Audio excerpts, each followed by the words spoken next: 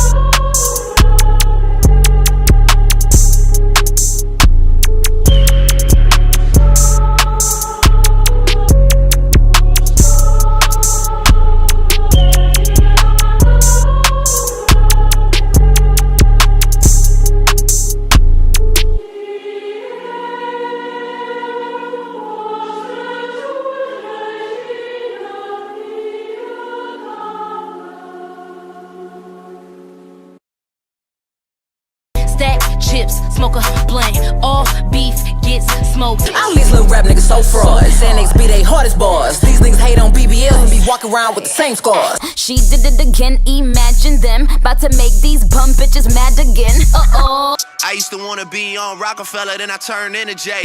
Y'all niggas still signing deals, still after all they done stole. Sold ecstasy and disappeared, I am Houdini. Chicago, nigga. I don't have no rapper friends, I hang with the vultures. Nigga, we having the best divorce ever. If we go to court, we'll go to court together. Did it with integrity. These boys try to hate on me, just wait and see. More blood be spilling, it's just pain to me. Dangerously, ain't no changing me, ain't no shaming me. Atlanta nigga, live like Ted Turner type shit. On camera, bruh, knockin' jaws loose type shit. Niggas so thirsty to put me in beef. Dissecting my words and start looking too deep. I look at the tweets and start sucking my teeth. I'm letting it rock cause I love the mystique. I got friends, I got foes, but they all sitting ducks. Hit his turf and get cracking, double back like a deluxe. You try and rob me and it's gon' feel like you sitting at your favorite restaurant. Cause nigga, that's where you dine at. Hold up, hold my bulletproof vest. When we survive, know that we blessed. From the tribe of Judah, I'm Mufasa. Lucian is cool, but Lucian don't write it. Doug ain't this tight. Damn, son, where'd you find this? Let's talk about it. Let's talk about it. While these other birds squawk about it. They want to gossip about my fit. Well, shit, I threw on a suit and tie just to see which one of you losers lie. Stuck on YouTube for the stupid views. Look at these Negroes knocking off popularity. Look what they did to Lizzo. We can't forget what they did to the Queen. She can't even sell right now. Oh, well, I guess the industry's in hell. It's okay. I don't care who you trust. I'll play the role of Lucifer. And don't worry, even though I'm 56, I'm still ill as shit. Come back in the whip and I'll shoot 'em up.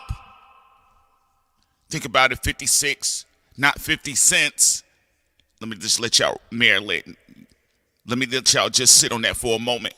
Don't just walk past that. Let's talk about it. Got little niggas shooting at me. Drake with that ugly chinchilla coat, nigga. I'll do you one better. When I was back on the yacht with Melissa Ford, you couldn't afford. It was big pimping, you big simping. I don't even care about that. Shouts out to Lizzo.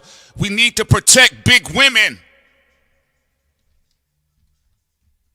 Let me think about it for a moment. They're trying to get me up out of it before I own it. People already talking about what they're going to do. This is like back in the day, all this segregated hate. But that's okay. I'm coming back. I'm Reparation J. But J don't mean Jay-Z, because I don't want no illegal copyright infringement. I'm just talking about the letter J. Because just like you, I got slick lawyers, but you don't hear it. Everybody talking about like they don't got a boss. They lying. Just like these two hypocritical niggas sitting up here on Thought Crimes. It's okay. They paid me to do the intro. So you know me. You know my memento. I sent it to him in an email. Before I tell y'all go to hell, I'll just tell you the price of the retail. Welcome to Thought Crimes. Prince Solomon and Sincere Ignorance. Two silly ass niggas. Good morning. Warning. The Federal Communications Commission has determined the following content to be emotionally harmful. Snowflakes should not view this content under any circumstances, even if supervised by a G.I. Joe, Navy SEALs, Army vet, or someone with good common sense. The views and opinions expressed, including the depictions of persons of color, corrupt politicians, white people with or without a tan, haters who have yet to brush their teeth typing angrily in the comment section with hot breath syndrome, do not reflect any official policy or position of the U.S. government. This program contains graphic language, dark comedy, unique intelligence, creativity, a high credit score, and high blood pressure when triggered. This program has also been accused of racism, violence, misogyny, mansogyny, feminism, MGTOWism, defacement of celebrities, and of course, being a bully. Welcome to Thought Crimes.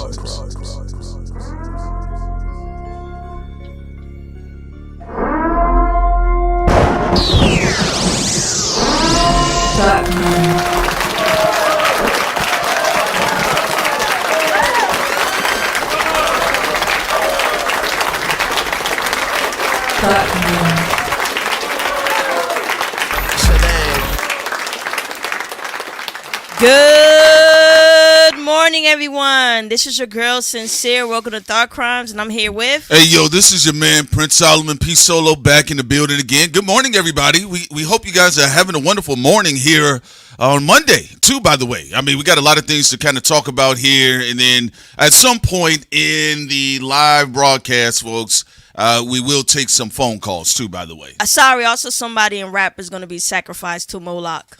Hey, man, y'all know what time it is. Shebang. Hey, man, just to let y'all know, I mean, shebang. All right, I mean. The jig is up. All right, I mean, we got to talk about it. The jig is up. Listen, y'all. All right, we're going to get into the very important conversation. Of course, there's what's been going on with Karmelo Anthony, of course. Shout out to him and his family.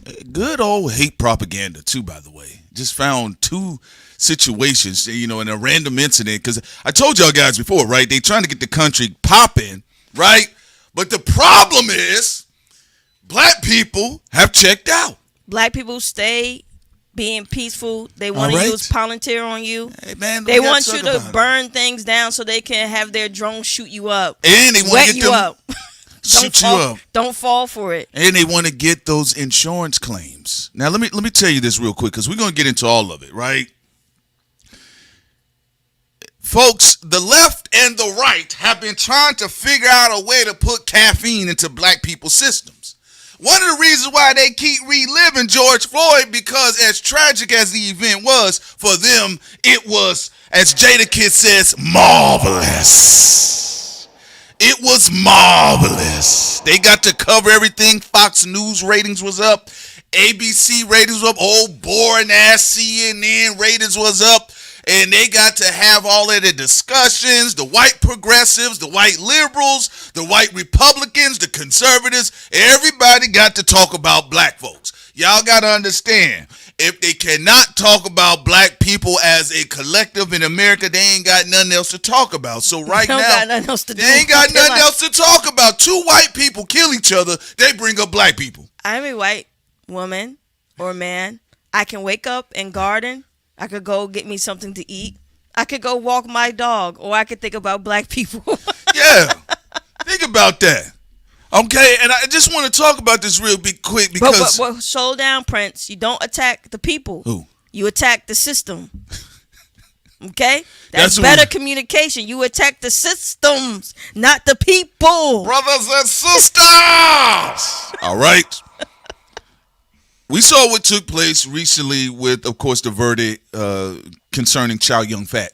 Yeah, we took him off our thumbnail. I didn't want to see his face. Get him out of here. Ass, all right.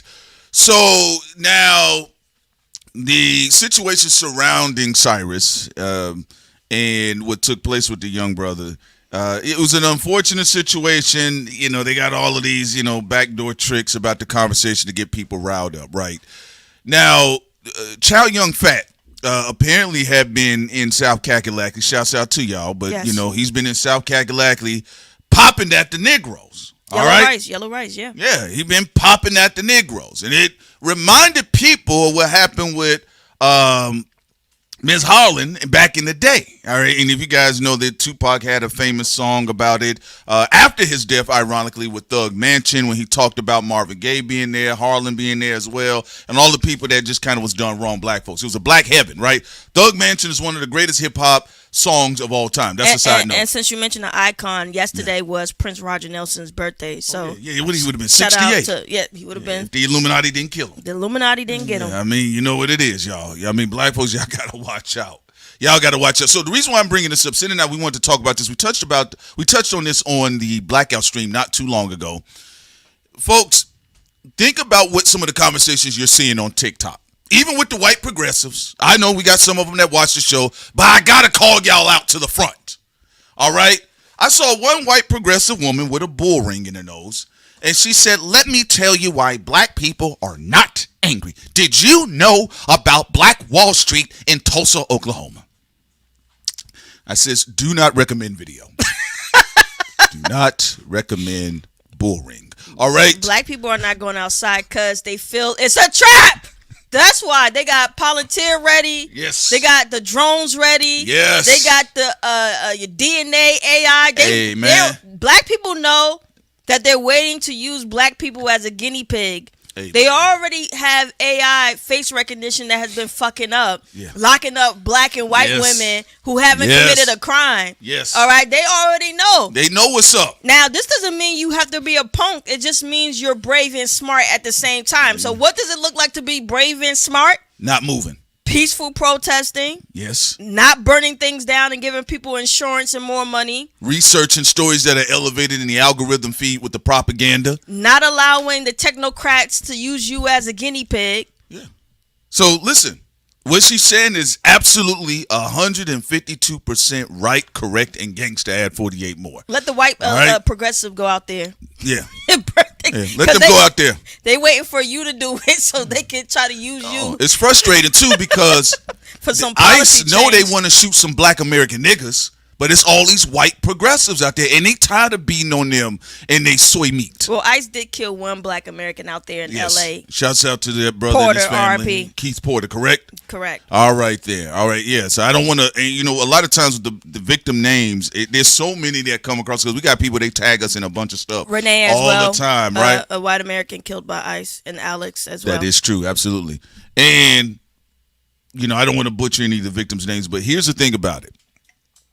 There's nothing wrong with the protests and things of that nature, but when people are saying, like, we want y'all to bring the house down. Be angry, burn it!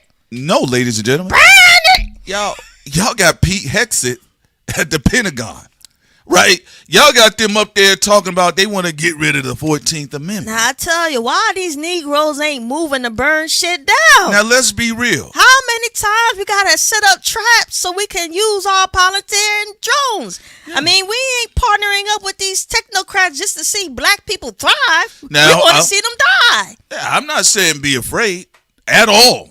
It's about being smart. Y'all got to understand. There's something that got to happen in this country where they got to be able to move their asses for the betterment of humanity without seeing dead black bodies everywhere. that they can make profit off of. Again, a lot more people made more money off of George Floyd's face, Tamir Wright's face, Sandra Bland's face, Black Lives Matter than even Black Americans. Wait a minute. Chug the bitch? They not moving? Nope. Wait a minute. George Floyd? Disrespect? They not moving? When we gonna get these Negroes to get into this trap? Black people ain't moved for Charlie Kirk even after he got shot in the neck. All right. We didn't even come outside and celebrate. We already knew he was going to get killed. So the reason why they're going to elevate these stories in y'all feed, because again, that's what they're looking to do. They want you to lay down the hard work. Look, y'all, and even us on these microphones, our ancestors have laid down several foundations for the country. Also, protest don't mean you have to go outside. Protest means you could just boycott with not participating with certain businesses if they disrespect you. Yeah, so what they're going to be doing, because listen, again, ICE had got 4 times the budget of the FBI, more than the FBI. They already said what they're looking to do. Stephen Miller, you got to read about what he said. He said he wants to get rid of over 100 million Americans. All right. Starting with the blacks. That's why they keep coming back to black folks. Yeah, they do take detours though. Yeah, they take detours. They come right back to black. Slap some yarmulkes off people's heads and shit, but they always default back to black. Because that's what's the most pressing issue in this country is the role of the Negro. What's going to happen with the Black American in this country? It is what it is. All right, Sid and I, we have witnessed it. You guys have witnessed it. There's been so much drama going on with school shootings, hospital shootings, even back in the day in the 90s and 80s when white mailmen went postal at the post office killing everybody. It still came back to black.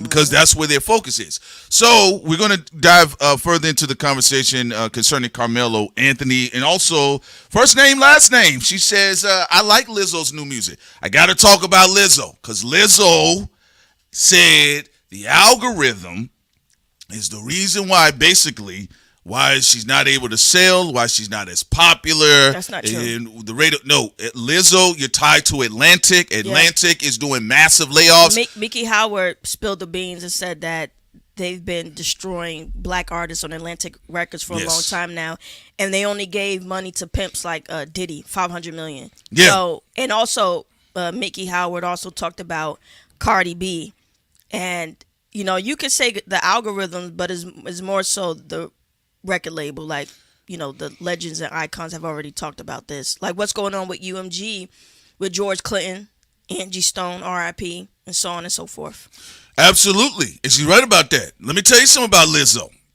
Now Lizzo, she being scary. Lizzo, they had you in the street like you was selling Girl Scout cookies. All right. They did the same thing to Cardi B. Lizzo, you need to talk about what's going on with Atlantic Records. Talk about Atlantic Records. She too scared. You got to talk about Atlantic Records, Lizzo. She don't want to get Nicki. Don't come after the internet. Don't come after random ambiguous souls on the internet. That's because she don't want to get Nicki Minaj. Remember, Nicki got in trouble for talking about Live Nation. You mean saying something real? Yeah. Even though she over there with the Trump administration, which we said she was going to go over there, and we don't support that. But it is what it is. It's her business. She running from Jay-Z. She got to duck behind some type of car. Lizzo running from Atlantic Records. Everybody ducking and hiding, Ducking, hiding, strays. No, the reason why I want to talk about this because I watched Lizzo's interview. I didn't get a chance to hear her music. I do think she's a very multifaceted, talented woman. I think she's a Renaissance artist. However, watch it. What you gonna say? They're gonna get you. What they gonna clip me up on? They're gonna get you. You call her a Renaissance art. They're gonna get you. I mean, they saying that about Kodak Black. The same niggas up there trying to explain to you how intelligent Kodak Black is. I said, what you talking about? Y'all hating on Kodak. He a genius. That nigga a brickhead. That's a brickhead. No, you just got a funny voice. For people who don't know Lizzo background, she did go on tour with Prince Roger Nelson. Yes. The icon and legend himself always thought that Lizzo was very talented, and she is. But there's a lot of silliness that has distracted her from really focus on the music, from her allowing people to bully her online. The second thing, for allowing Atlantic Records to bully her. And, and also trying to say what it is without trying to upset the bosses over there at Atlantic Records. They don't want to give her the money. And the record labels aren't opening up the bank for anyone. That's why Iceman being successful surprised certain people, because UMG wasn't even opening up their purse strings for Drake. He had to spend a lot of his own money and use interesting alternative means to advertise Iceman, which it did work because it's third week and it's selling very well. So a lot of people have to do alternative means to figure out how to push their music out, especially when the record labels do not care, not opening up the purses. The catalogs of people's previous works are still very successful, but the labels themselves are losing money. So it's a lot going on. And they're also trying to go into AI. You saw UMG made a deal with Spotify where fans can remix their favorite artist's music with AI alteration for the artists who participate in it. But Prince and I believe eventually is going to broaden out to something even further. Yeah, and Lizzo is, she did have the potential to really become, quote unquote, a legacy artist. It's just that the industry fell apart on top of that. But now the reason why I said I wanted to push real back, quick, they said there's some buffering for who? For a few people in the What's chat. a few? Who? It's buffering on and off. It's buffering for me too a little bit. Is everything good? Everything's good, Sam. Is it green? It's all green. All right, let's let's continue then. All right. So what was you about to say? With Lizzo.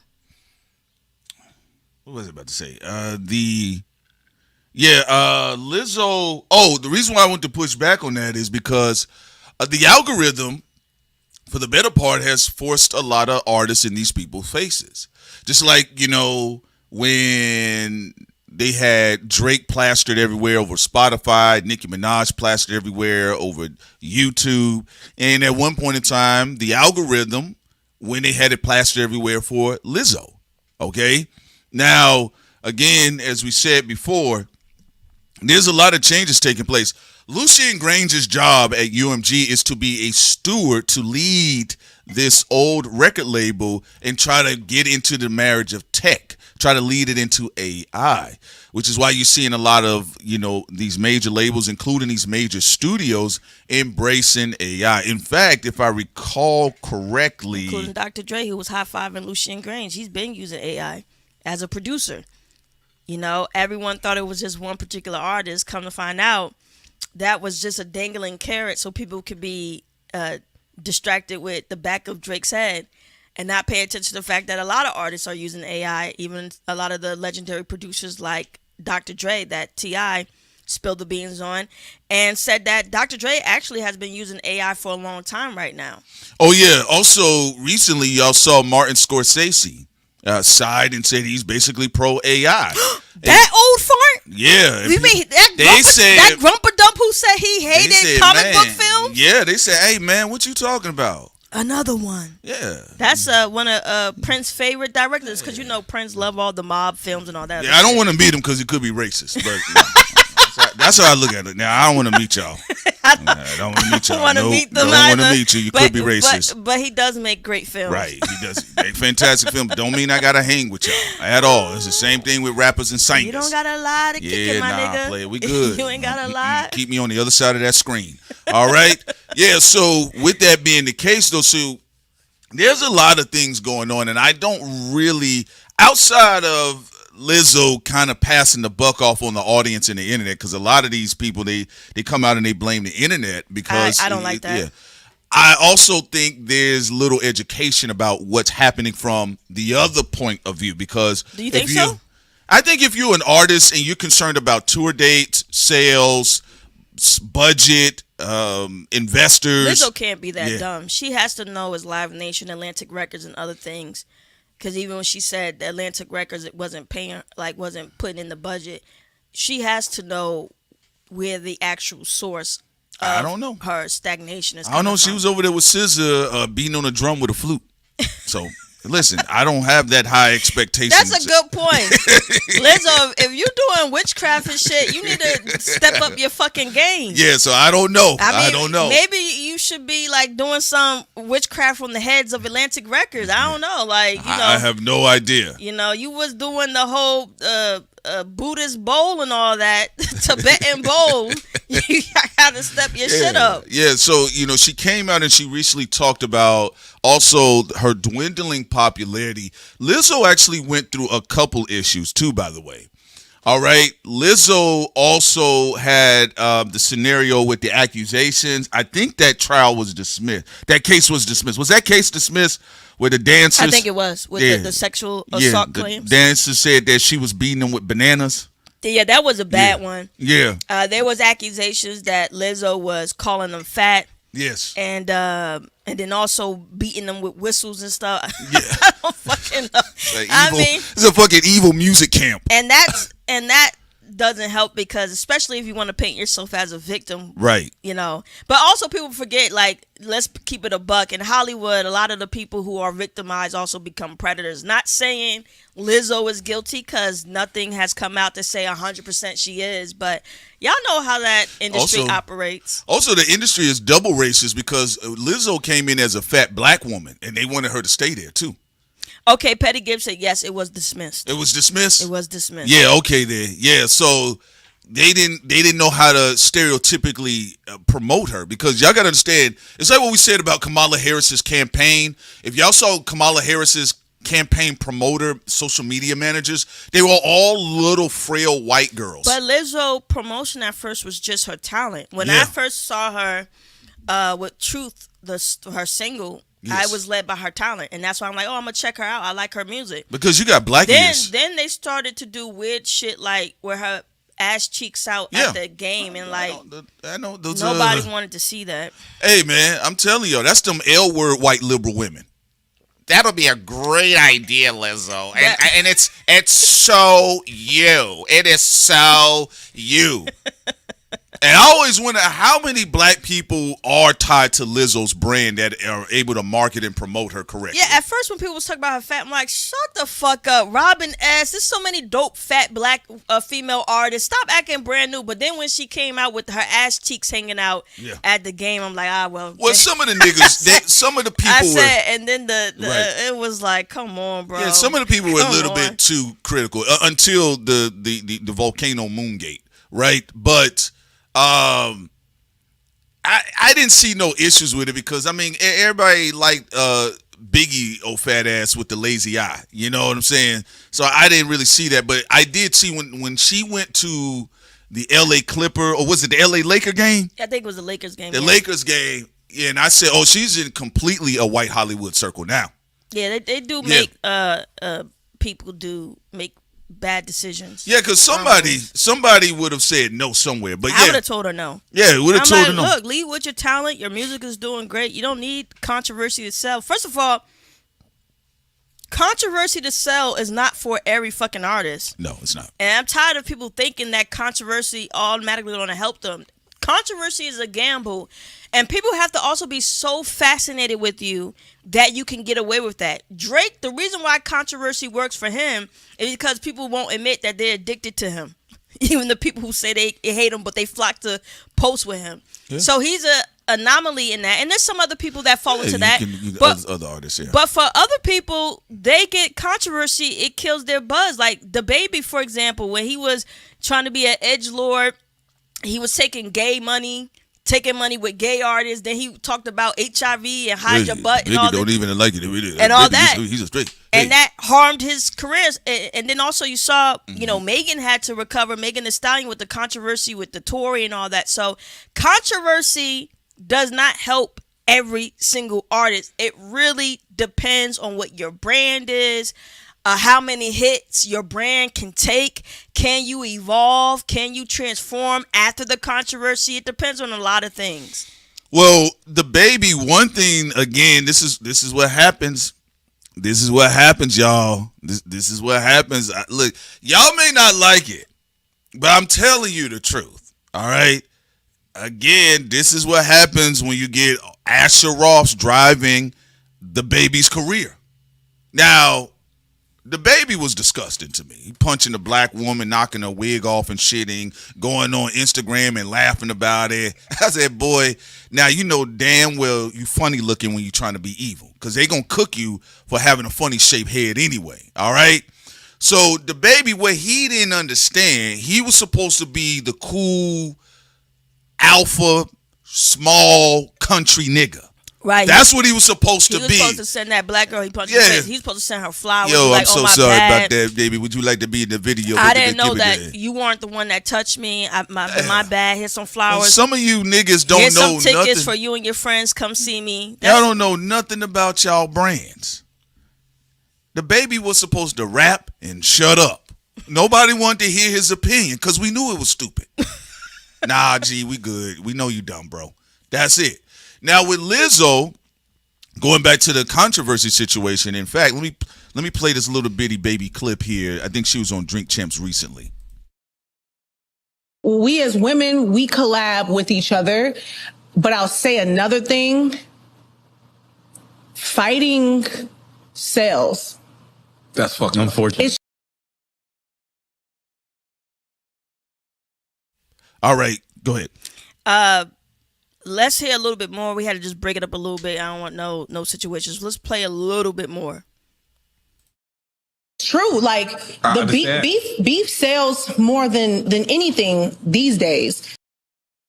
All right, so going back to the controversy statement, the reason why I wanted to play the clip. Although she was a part of the beef online when she was egging Jay-Z on with his freestyle in the picnic, which Philly picnic with the Roots. But go ahead. She probably would have better off been supporting Drake for a collaboration, because Jay-Z ain't coming outside to give no Lizzo collab. And, you know, I'm just being honest with you all. No, you never know. Jay-Z may give a stimulus package. You never know. If he does it, he's being ornery. Two stupid niggas said it, huh? Lizzo, what's up? Let's do this.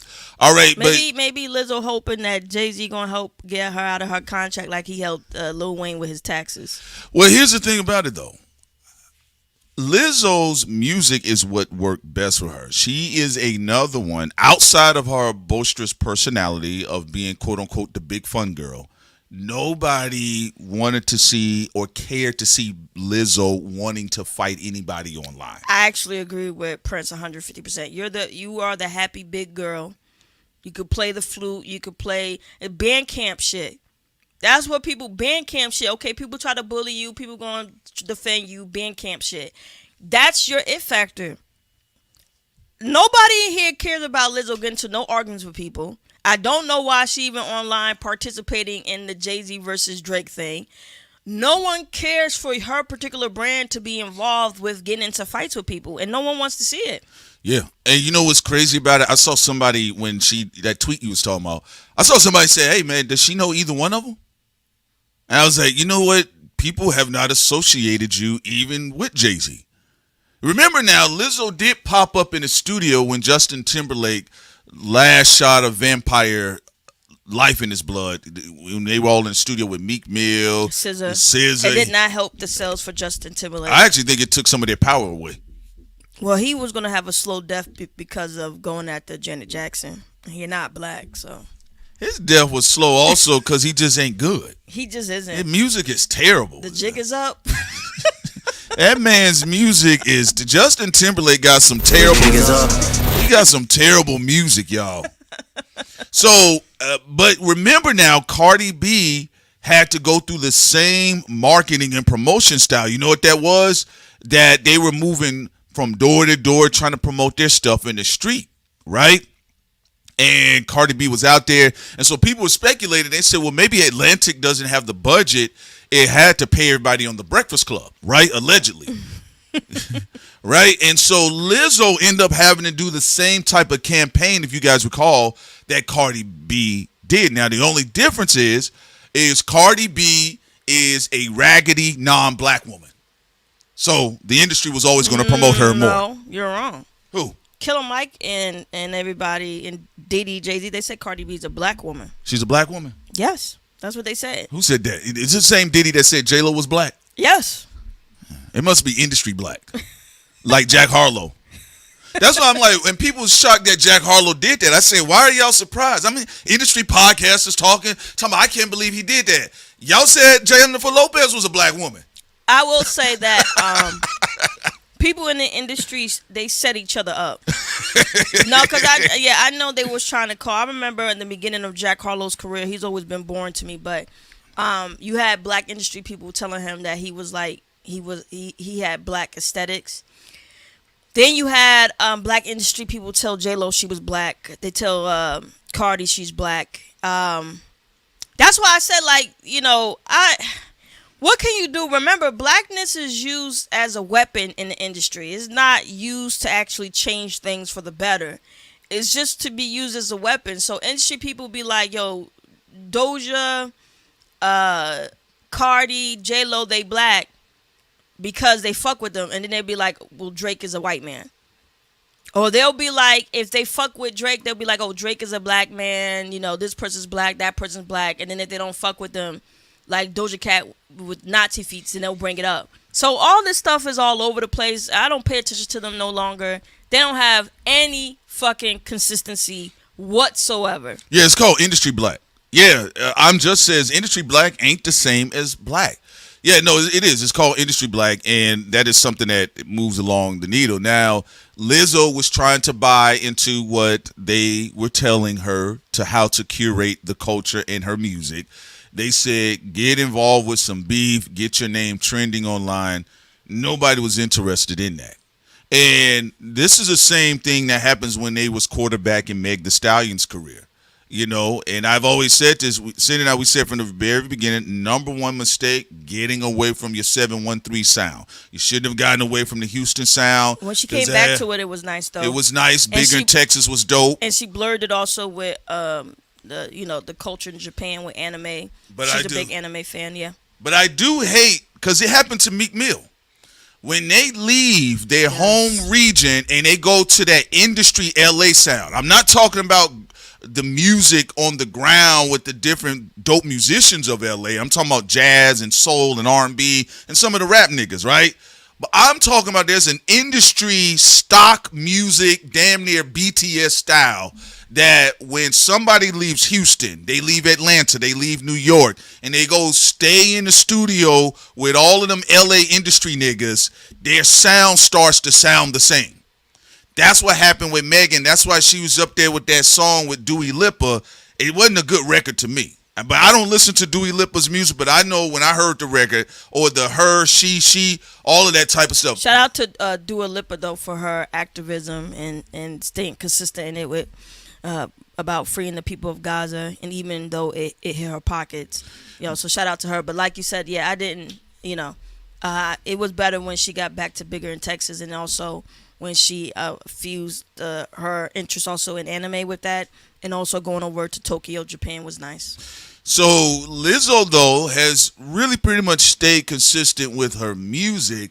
I actually think it's a time for Lizzo to kind of return back to like her indie grassroots. Like, when I was in Austin, she was in Austin. She popped up in Austin. She was on stage with Tank and the Bangers and all of that. And it was nice. Yeah, Lizzo, girl, get back to your roots. Man, get out of them Illuminati offices before they sacrifice you. Before you get sacrificed. Yeah. No, that's true. She got to go back to her indie scene. Like, you got enough of a name. You say you got a connection with Rock Nation, Jay-Z, whatever. Use those connections to sell advertisement and get your money.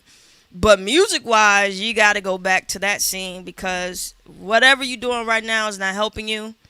Getting in between people's beefs ain't helping you. And crying about the internet ain't helping you. Yeah, because if she jump in the middle of that Drake and Kendrick shit, if anything, she's going to accumulate more haters than fans. Yeah. Because that's a very bitter battle online with the fans exposing each other all day. So I wouldn't put my brand in it. That is a brand risk, getting in the middle of that. Or it's actually even a brand risk supporting Jay-Z in the beef if you are a Lizzo. She's not she does rap, but she's not a rapper like that. You know what I'm saying? This ain't Lil' Kim up here. No, she's off the branch of when she goes into rapping a little bit, she does it off of the branch of Missy Elliott. That's why her and Missy had a good track together. Yeah, absolutely. So that's something that, people got to keep in mind, yes, beef sells, but not all beef. Not all beef. I mean, the reason why Drake and Kendrick sold is because of the 10-year energy behind it. The build-up. And also, our theory we had back in 2018 when we talked about Jay-Z sending assassins after Drake. So it's a lot of different history, Rock Nation, Young Money, OVO, so that's why there's a lot of interest there. People don't have interest in beef all the time. That's actually a mistake. There's some people who get into it, nobody gives a fuck.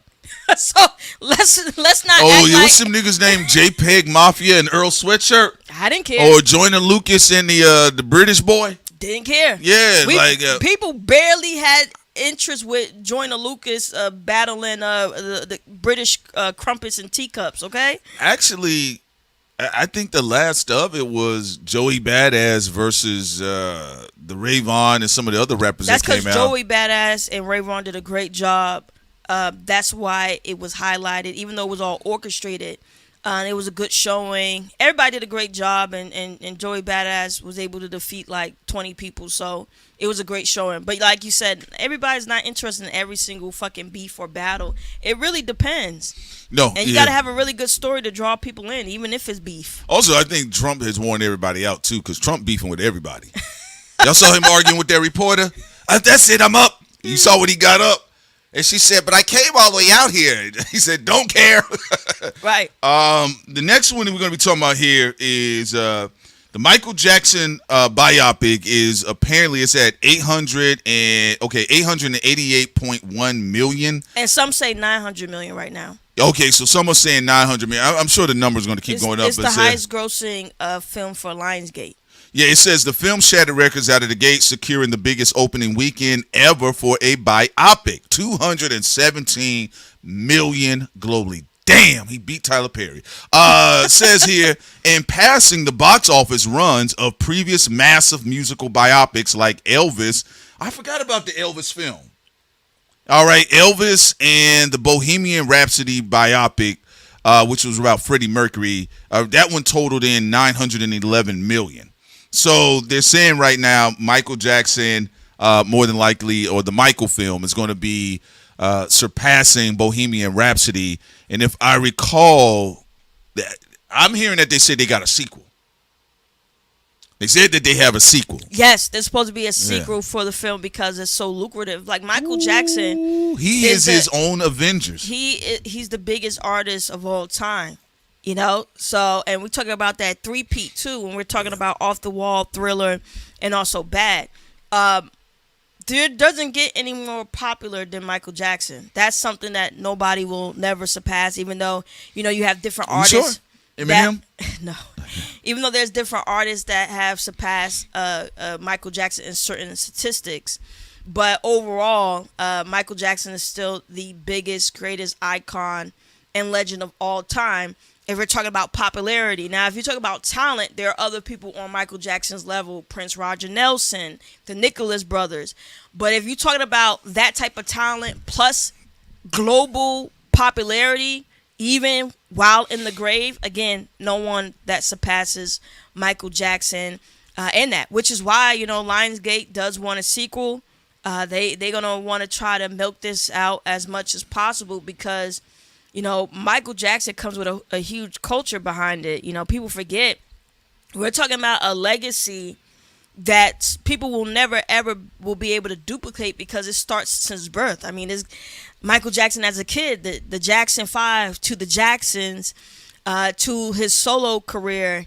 This is like one of the greatest music arcs in music history because you're talking about a talented family too when you're talking about his siblings and also Janet Jackson.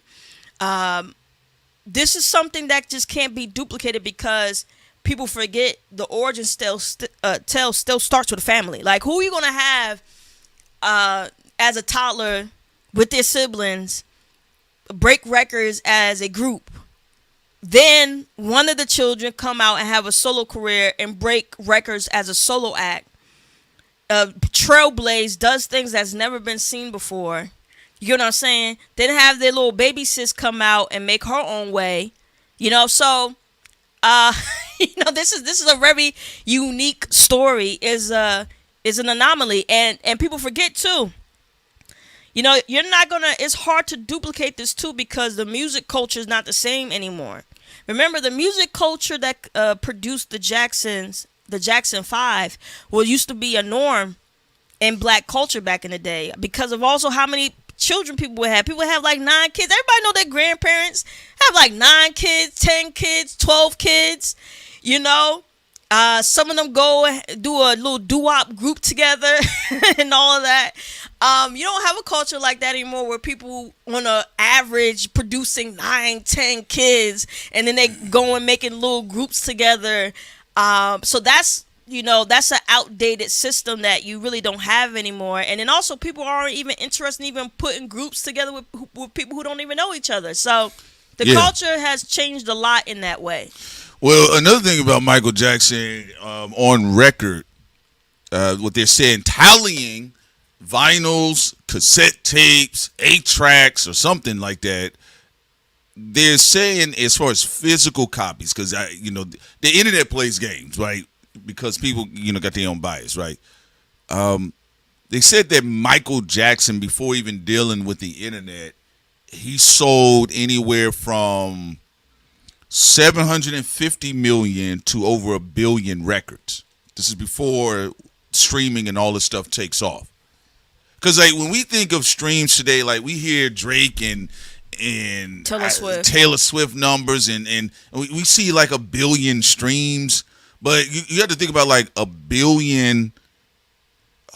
billion versions of hard media, cassettes, vinyls. Well, you're talking about limited edition situations as well. On YouTube was actually one of the first YouTube videos to hit 1 billion, even on streaming though. But that was before Google took over it. That's when you had the organic kids who came up and created YouTube on their own. And then one of the first when Thriller was first uploaded on YouTube, it shot to 1 billion really quick, and then it got taken down because eventually it got bought out by Google. A lot of stuff had to be restarted. Then they went through that Vivo shit. There you go. Everybody had Michael Jackson Vivo, Cisco Vivo, Usher Vivo. They're yo, where's the original video at?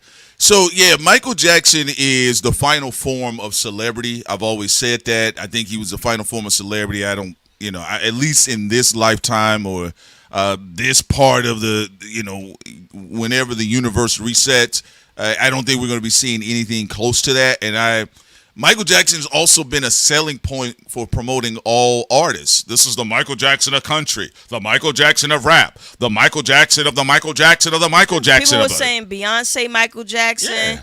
People were saying Drake is Michael Jackson. People was even saying GNX was the rap Thriller. Cole said Get Rich or Die Trying was better than Thriller. Cole was smoking that. Cole was on crack. The fall off is going to continue to age well. We've said this before. But when Cole was up there talking to 50 Cent and he said Get Rich or Die Trying was a greater album than Thriller, I said, see, this is the problem with rap niggas. Yeah. Y'all lie. Yeah. The 50, lie. 50 ain't even believe that shit. I was like, Cole, that's nice. Thank you. You know damn well. But so I'm not surprised. I actually, when they announced that Jaafar Jackson, I seen some clips. We haven't seen the film yet, but he looked like he was doing a pretty good job. But Jaafar Jackson, nephew to Michael Jackson, I think when I saw it, I already felt that the film was going to do $1 billion at the very least. It was going to do $1 billion because it is interesting. Did y'all see when Netflix tried to come outside with their documentary? Y'all saw that when Netflix came out? Oh yeah, guys. By the way, we got a documentary. Another accuser. Netflix says it's going to basically talk about the accusations of towards Michael Jackson. This is what I'm going to say. I don't idolize nobody to that level. If there is actual evidence of somebody doing something, I'm open to it. But if you're going to go after somebody as big as Michael Jackson, you're going to have all the facts. And there were already a lot of fumbles from the FBI investigation that showed out to be nothing. So that's my viewpoint on it. Remember when Oprah said time's up? Yeah. Yeah, Oprah was and Oprah went she was trying to get her own last situation in. HBO hit piece because it didn't result into anything. It's crazy because y'all know Michael Jackson is the reason why Oprah's career became as big as it did. Y'all know that, right? He blessed her. He blessed her with that interview where she got to walk through Neverland when no one else got to. Right? And then so at the end, she's like, it's time to cancel Michael Jackson. And again, my honest opinion about it is that you don't know any of these people. But, you know, you gotta have evidence, and so far they don't. Well, and it's also people will rightfully look at Oprah because of all of the Harvey Weinstein situation and what was going on with Ellen and all this other crazy stuff. Pause right there. Don't skip past that. Don't skip past that. Don't skip past that. Yeah. No, that's a very important thing to say. That's even, you know, what's even going on with when people were having a conversation about Jay-Z and Nicki and Drake and Kendrick. The whole thing is people don't like grand hypocrites, which a lot of all industry people are. Big fucking hypocrites and weaponizers of important issues. So if you go on HBO and you're doing this hit piece against Michael Jackson with, again, no evidence. I'm not idolizing anybody, just no evidence there. And then you have homeboys, spiritualists, directors, producers that you hang out with that are your friends that have been arrested. Oprah has never to this day spoken on Harvey Weinstein being in prison for, and that's not a conspiracy, being a sexual deviant, and she hasn't spoken on her spiritualist who was sexually assaulting young girls. And again, this is what happens when industry people throw stones in glass houses. Talking about Deepak Chopra. Deepak, right? Yeah, that guy. There are a lot of weirdos, and it's bizarre to me when you have claims towards other industry people, when you know your homeboys and stuff are in or allegedly doing the same thing. That's crazy. Well, that because, you know, it ain't no money in Oprah doing that. See, she was chasing clicks, views, and monies, you know, and Deepak, he always looked like a creep to me. But, you know, when you get into that NPR space, because, you know, I used to, like, every now and then, like, when I used to have to go to work and everything, you know, you had to turn on NPR or somebody at the job would turn it on. And you'll hear Deepak choke up on, I am Deepak, I want to talk about ascendant. So, right? Deepak, tell us how you have so much wisdom. You are a very pretty lady. You're a very pretty lady. Yeah, okay. This is, we're live. So, how do you approach spirituality? I like the shape of your lips. How do you approach spirituality? What we do, we go from the heart. Like the shape of your lips. Okay, and so you go from the heart, and then where do you go after that? I want to touch your soul. and he ugly too, bro. He's like, I'm sorry. I mean, not to say, first of all, violator is a violator, attractive or not, but he was greasy, fucking losing hair. Yeah. I mean, you need to be killed just because of that alone, bitch. And hair follicles falling out, and then you sexually assaulting people. Come on. Here's the thing about Deepak, right?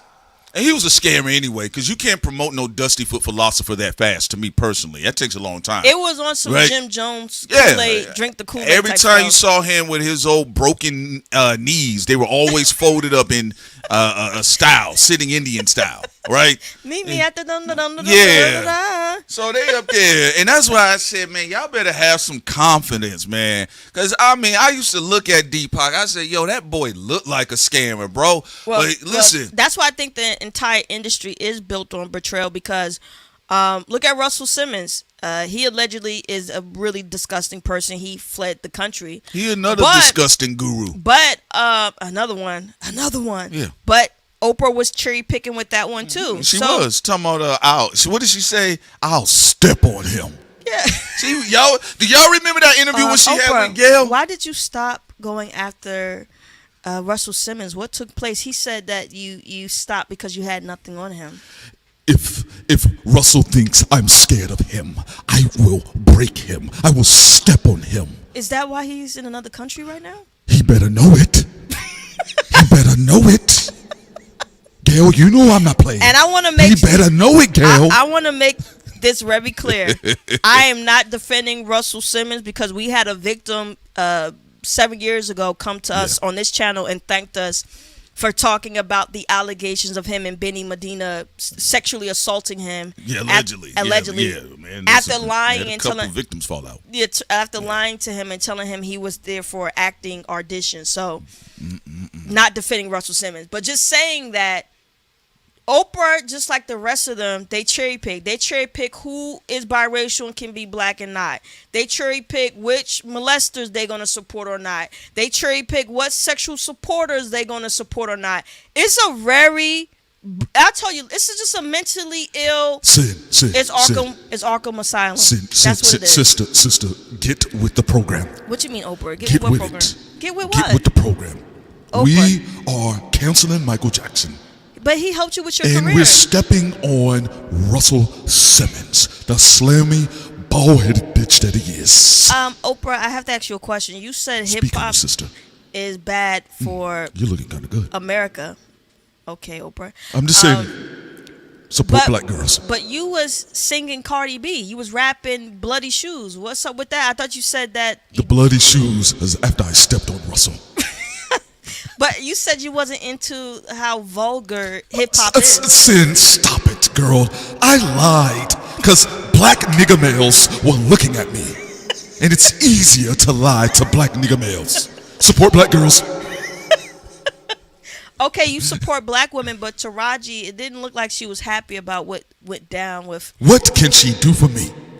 Well, Taraji looked like she was a little bit disappointed in you, with what transpired with, the payments and all that with the... She better get with it. What do you mean? She better get with the program because it's time's up. Now, I told Taraji P. Henson, all you have to do is get a Jewish daddy. That's why you had two Jewish guys that helped you with the your King career. brothers. And let me tell you something, it was fun. Are they still alive? I don't know.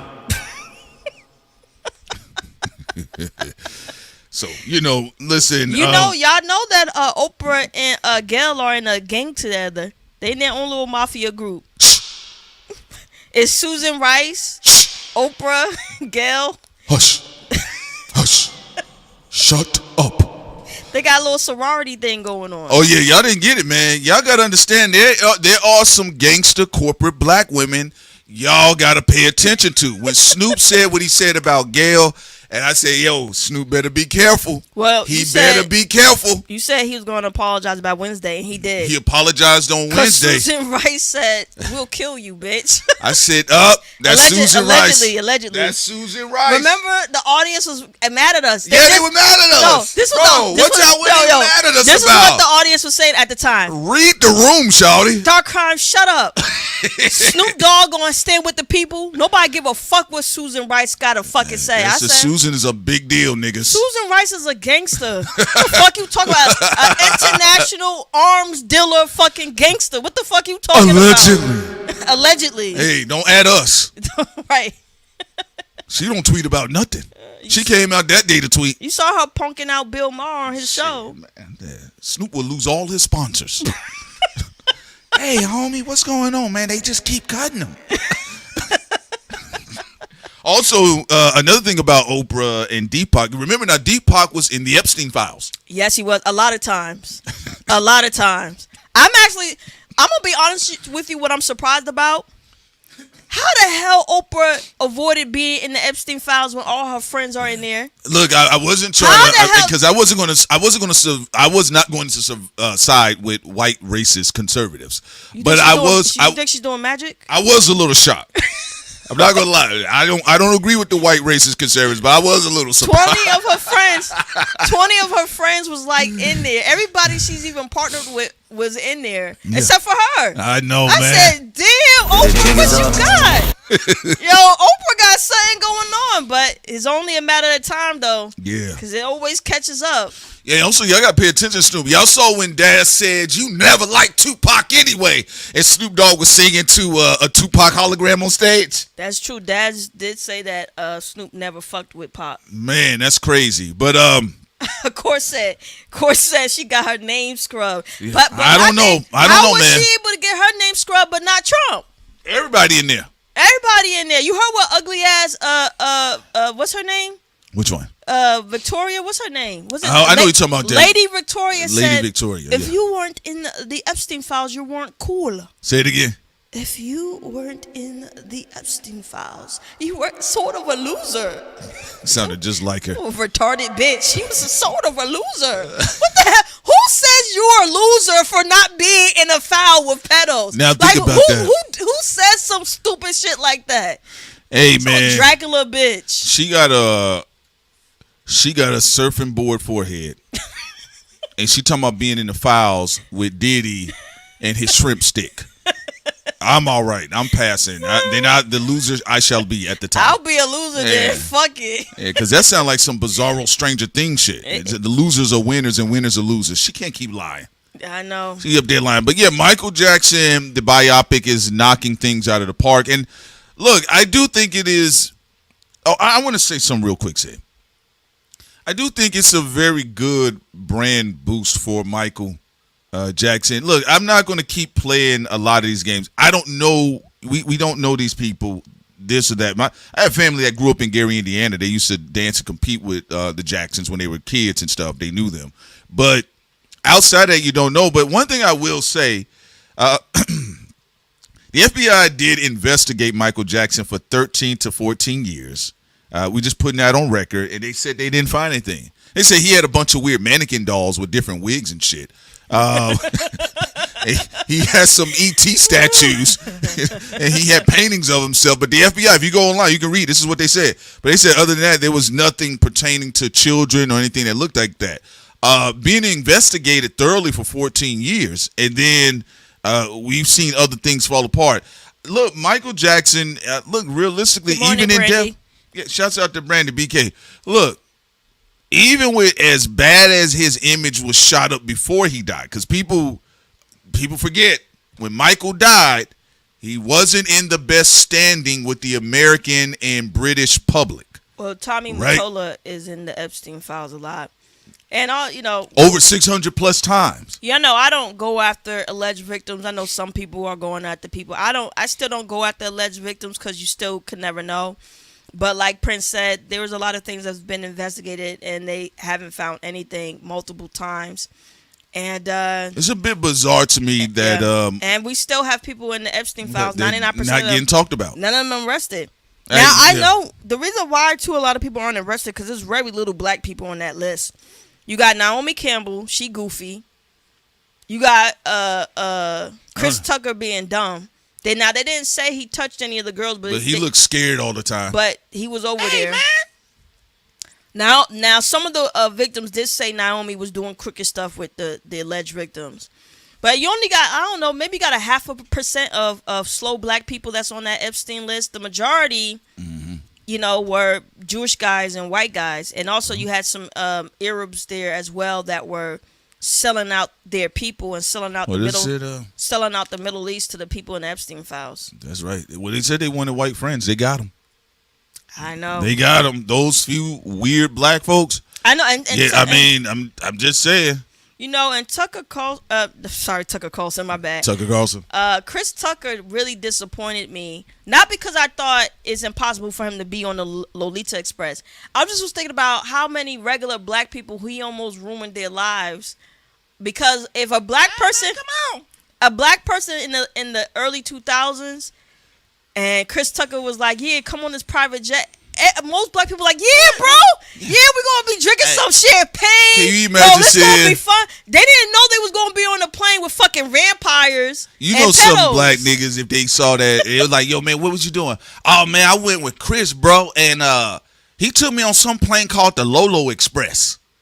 "Well, it's called Lolo?" "Oh yeah, it says Lolita." "I don't know what that means, man, but yeah, man, it was real cool, man. They had some wine and everything." And then you on there taking pictures. I know. That's so messed up. And then imagine if you Chris Tucker was a nigga honey pot. He was. He was a nigga honey pot. How many black people did he get caught up in that mess? Like, imagine a regular black man and a regular black woman just like, "Oh yeah, sure, let's go to Africa."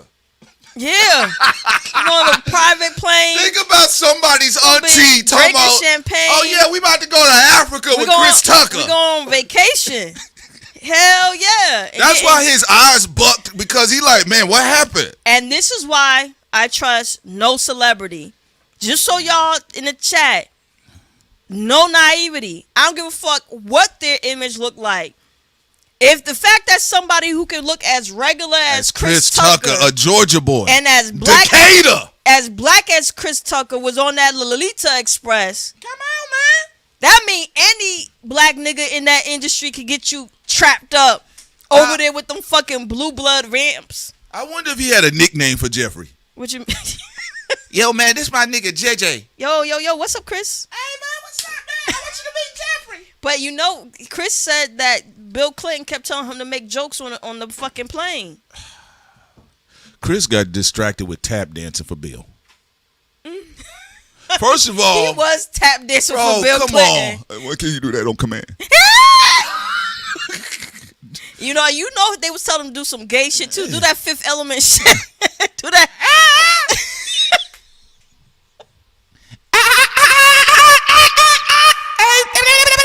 All that shit.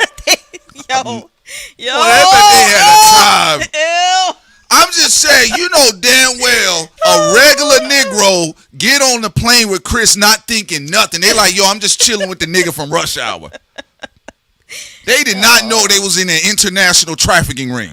I know. That's horrible. Y'all black niggas gotta do better. Gotta do better. Cause you know, if a nigga find out, he like, hey man, you could have left me in the factory, nigga. You know, black people don't like to be called up in trouble. Now, what you got me into? Yo, nigga, you said it was just a plane party. What the fuck is this? Nigga, you was with these international espionage pedos? Nigga, you know my wife ain't into this shit. Now she gonna be questioning me. Now, Henry, can we talk, please? Baby, I ain't know nothing. Babe, just please. Just. I didn't know nothing. All right. I didn't know that. He asked me if I wanted to go to Africa and then Israel to kiss the wall. I knew, you know. We're Christians. You knew Chris for a long time. Man, this is fucked up. Babe, please tell me the truth. I'm fucked. Did you do any illegal activities over there? I didn't see anything. I didn't see anything. I mean, Bill went to the bathroom a bunch of times with a flight store. I thought he was just being that. Come on, man. Our family and stuff. Don't fucking embarrass us. Like, that's some embarrassing shit. You know? They be like, I knew this gonna happen. You was fooling with them fucking white people. Yeah. You know, some nigga be on the phone with Chris Tucker. Hey man, why they keep talking about Israel? Now this is when W's turn into a L. Cause remember back in the day, certain black people used to try to stunt with their white friends. Yes. They be like, you know, you broke. We with our white friends. We getting big money. That W has turned to an L now. Cause people like, what's going on? Look at Jay-Z. Jay-Z, listen. I mean, I told y'all, running around with the great whites, the great whites, it could get you in trouble. Now Jay-Z name is mentioned just in an email. It's gotten so bad that like I'll tell a celebrity every time I meet them, don't take a picture with me. No, that's good. Don't take a picture with me. I don't take. What y'all gotta say now, Thought Crimes? I don't take pictures with no fucking celebrity. Yeah, they went up under their mansion. 30 kids were dead. Now what, Thought Crimes? What y'all gotta say? Stand on your square, Thought Crimes. We listening.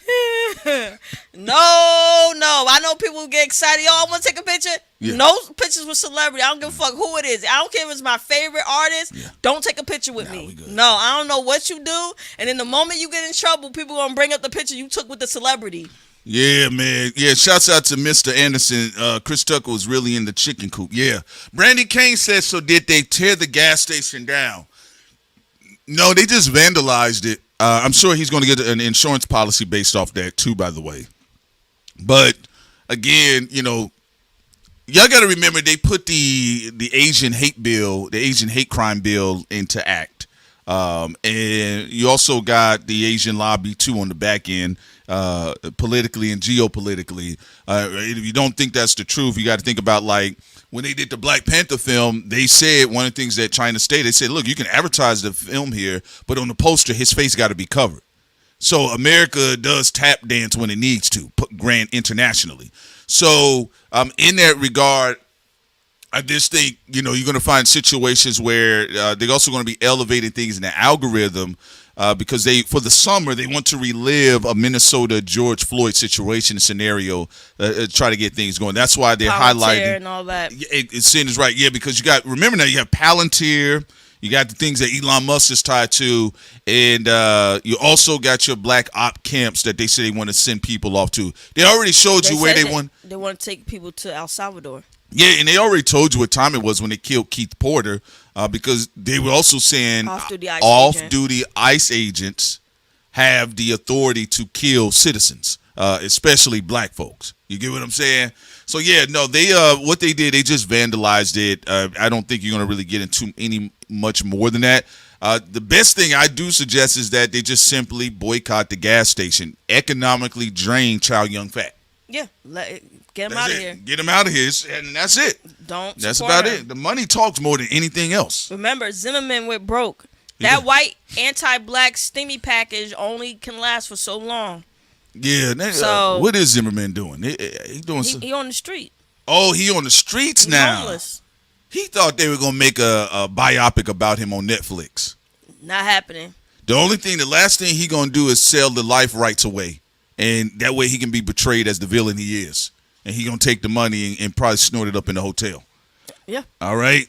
Let's see here. Oh, we should also eventually sell out some call-ins too. Yeah, we'll have some call-ins. I do want people to call in concerning what's been going on about Karmelo and his situation, because one thing I was telling Sin, I said, look, if the video was not beneficial towards Karmelo Anthony, you would have seen it float all up and down the algorithm feeds everywhere, the timeline, because that's one thing, again, America is very much so into is talking about black people. They said Karmelo has a good chance of getting off, so we'll see. We'll keep monitoring this story and see what's going on.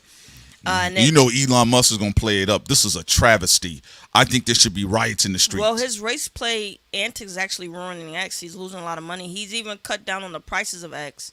Yeah. So I know you can get 2 profiles for $1. Yeah, he got X for data mining anyway. He didn't really get it for X to be successful. Mm-hmm. Nonetheless, though, he still has to cut the prices because the traffic on X is doing horrendous because he did the whole race play stuff all over there. But Threads is better.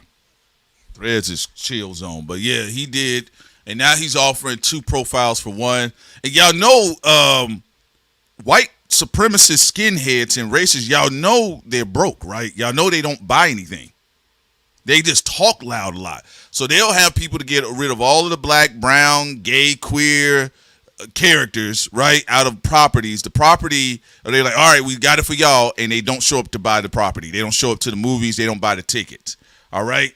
Oh, speaking of movie tickets, again, Obsession broke records as the highest grossing horror film of all time. That was the one with Beyonce and Idris Elba, right? No. We're talking about on a budget of $750,000, they were now has grossed over $300 million.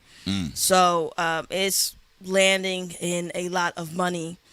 And people are talking about how May was a great run for horror films, and like Backroom, Obsession, and others. So horror genre is still looking strong. I remember before Get Out dropped, that was also a shocking $4 million budget, grossed over $300 million itself. Yeah, right. People was like, is the horror genre dead? And then people just started just coming out with so many great horror films, and from Get Out to Us to Obsession to so many others. So, good on the horror genre.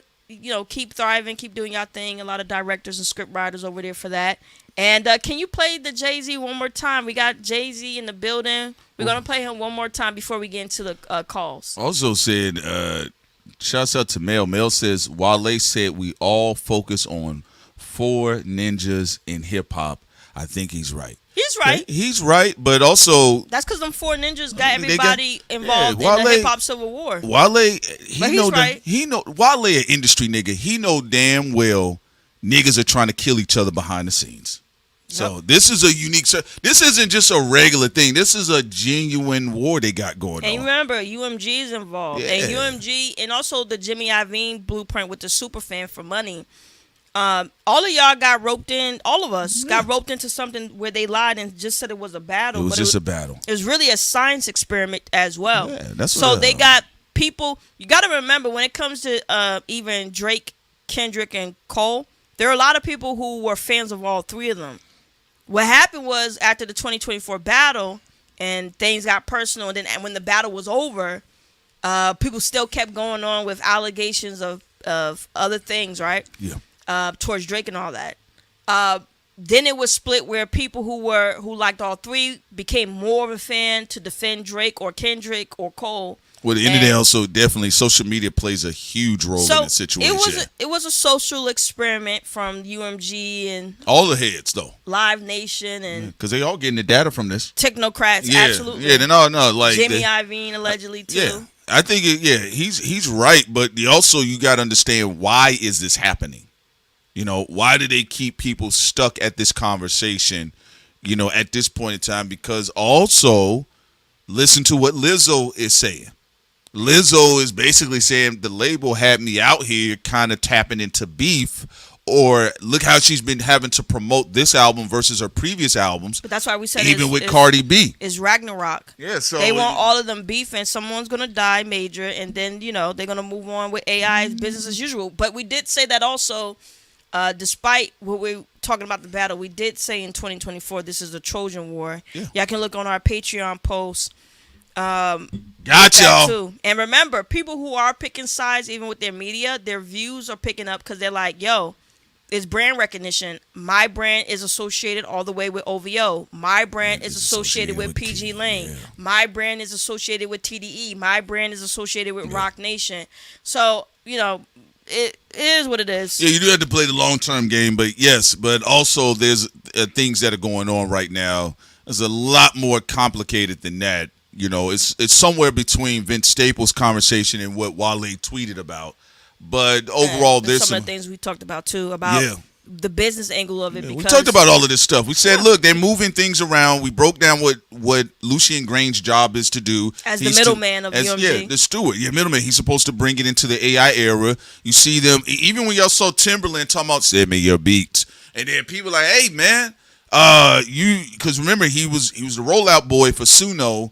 And then he caught all of the brand damage. Remember now, Timberland caught all the brand damage. The fans are to be sacrificed. And then Suno was going to be able to reposition itself. And then now there's more quote-unquote legitimate musicians backing, the enterprise in itself. So it's a lot more complicated than just people talking about four niggas. You got to talk about what's going on behind the scenes in the system and everything else that's going on.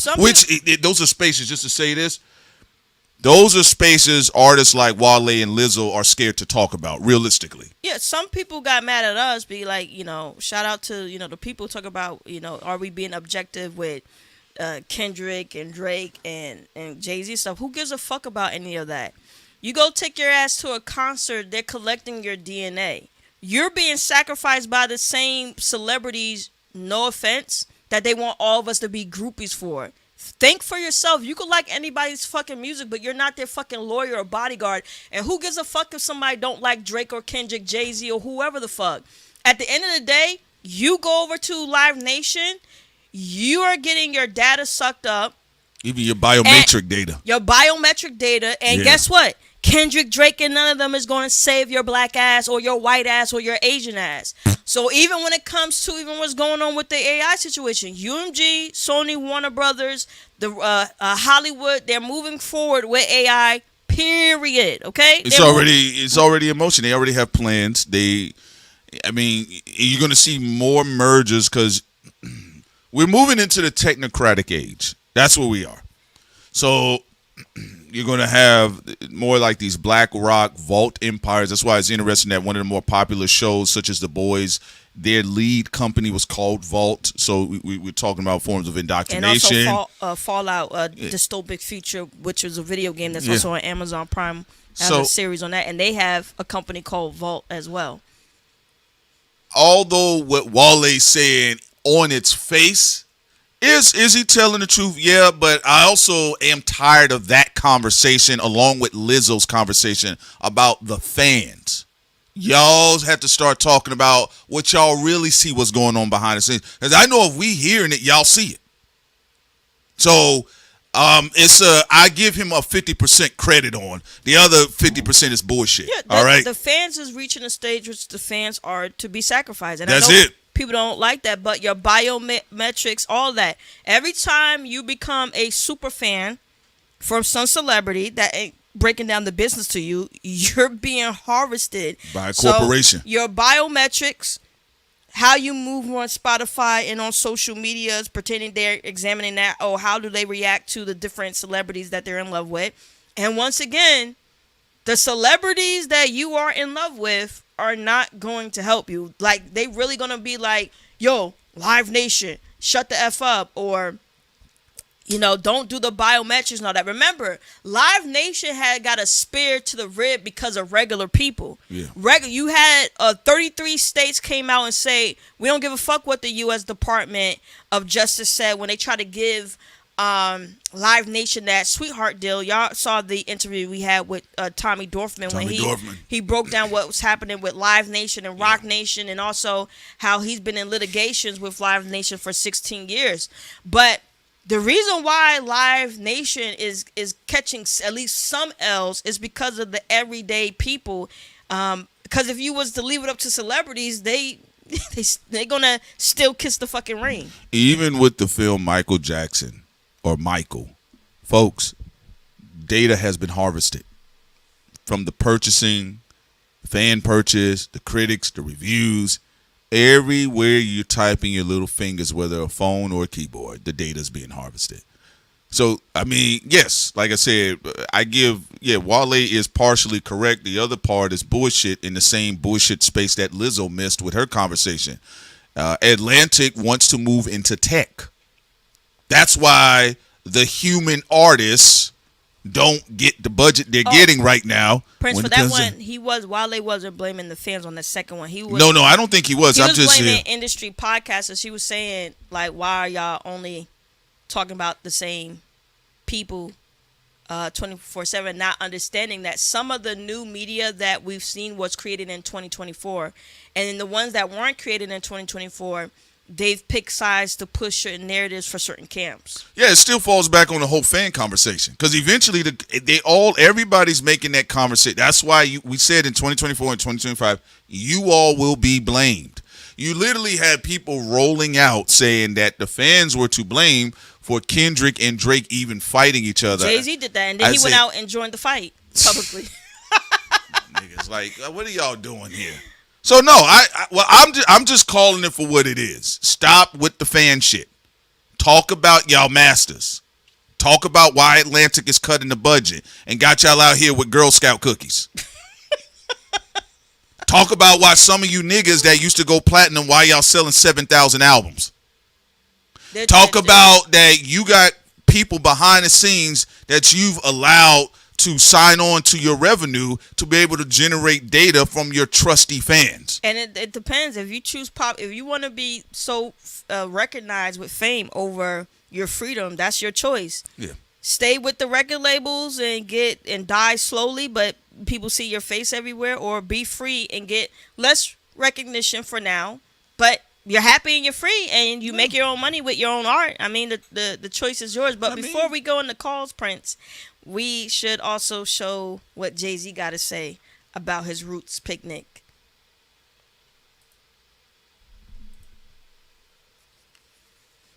Let's talk about it. Let's talk about it. Why these other birds squawk about it? They want to gossip about my fit. Well, shit, I threw on a suit and tie just to see which one of you losers lie. Stuck on YouTube for the stupid views. Look at these Negroes knocking off popularity. Let's talk about it. Let's talk about it. Why these other birds squawk about it? They want to gossip about my fit. Well, shit, I threw on a suit and tie just to see which one of you losers lie. Stuck on YouTube for the stupid views. Look at these Negroes knocking off popularity. Look what they did to Lizzo. We can't forget what they did to the queen. She can't even sell right now. Oh, well, I guess the industry's in hell. It's okay. I don't care who you trust. I'll play the role of Lucifer. And don't worry, even though I'm 56, I'm still ill as shit.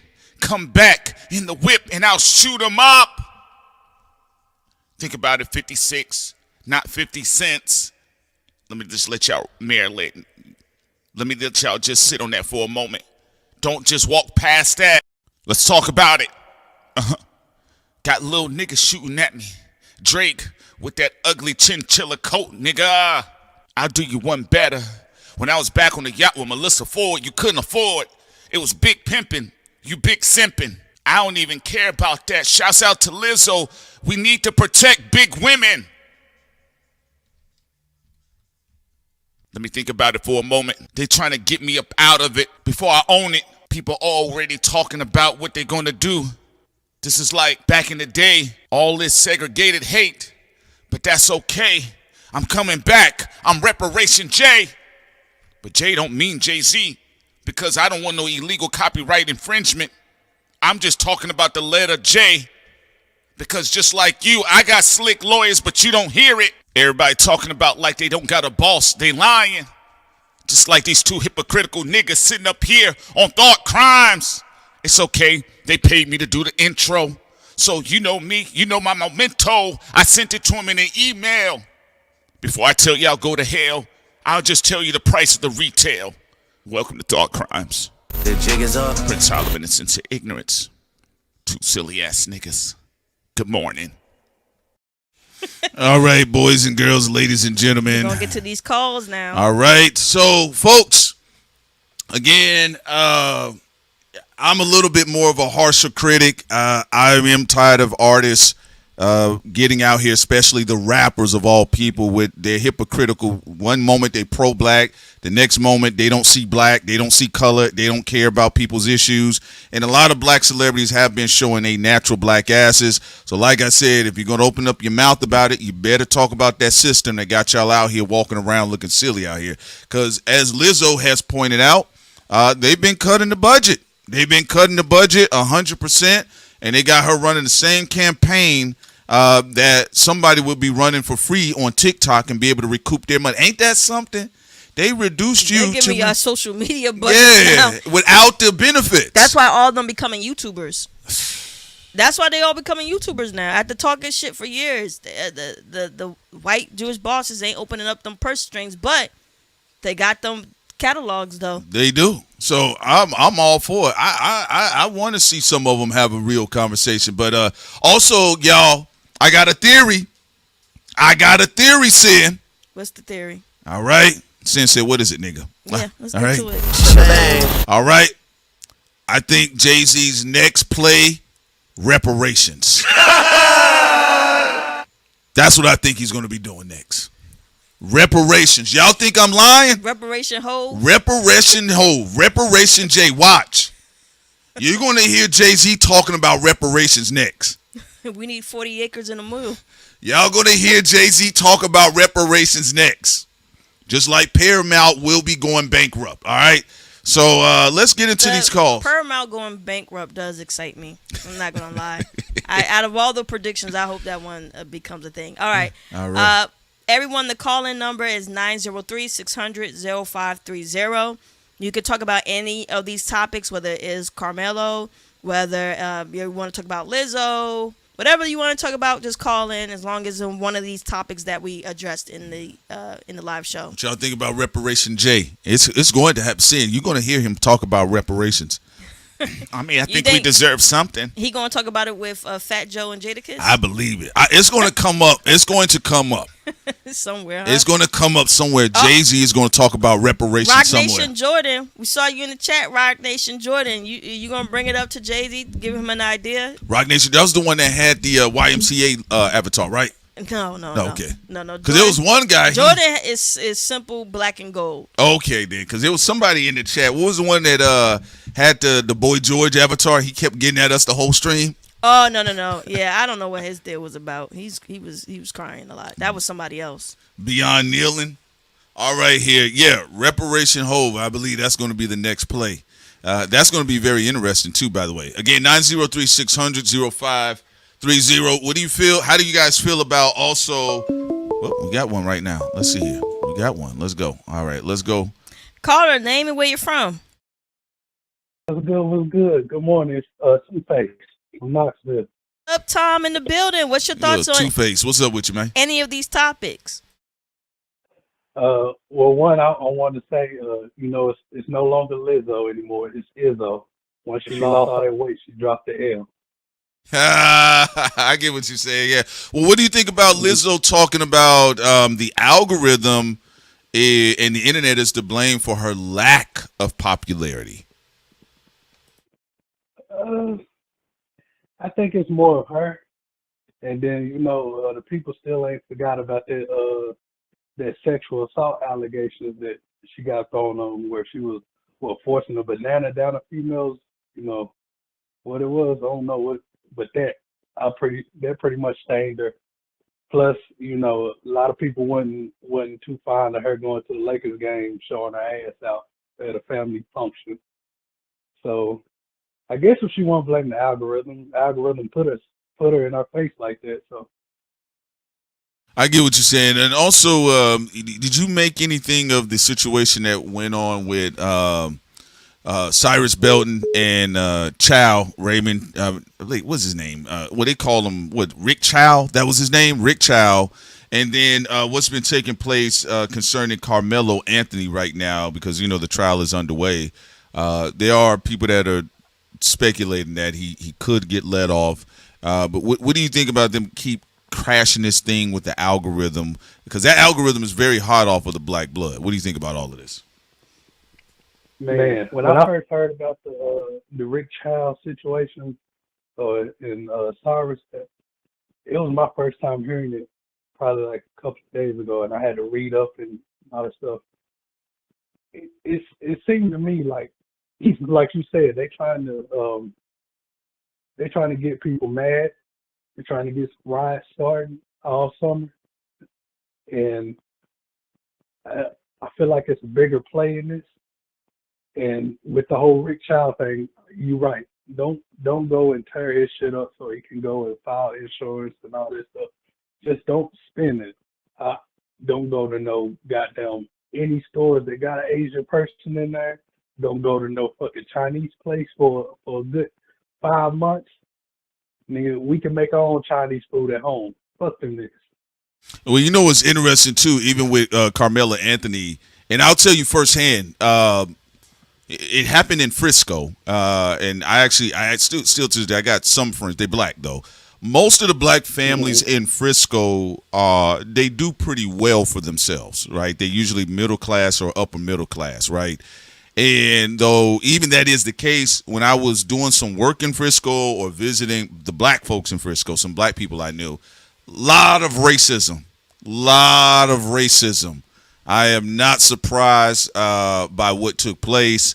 And, of course, you got cave dogs on X, that are pro-South African while trying to say they pro-American, but they pro-South African whites, racist ones at that. They online talking about they know exactly what happened. But, no, I tell you firsthand, my personal experience, Frisco, Texas, very racist. Mm-hmm. I don't blame you, because if you go in, like, certain parts of Tennessee where I live at, you don't want to be caught dead at night in there. Black, brown, if you ain't pale as them, you do not want to get caught up.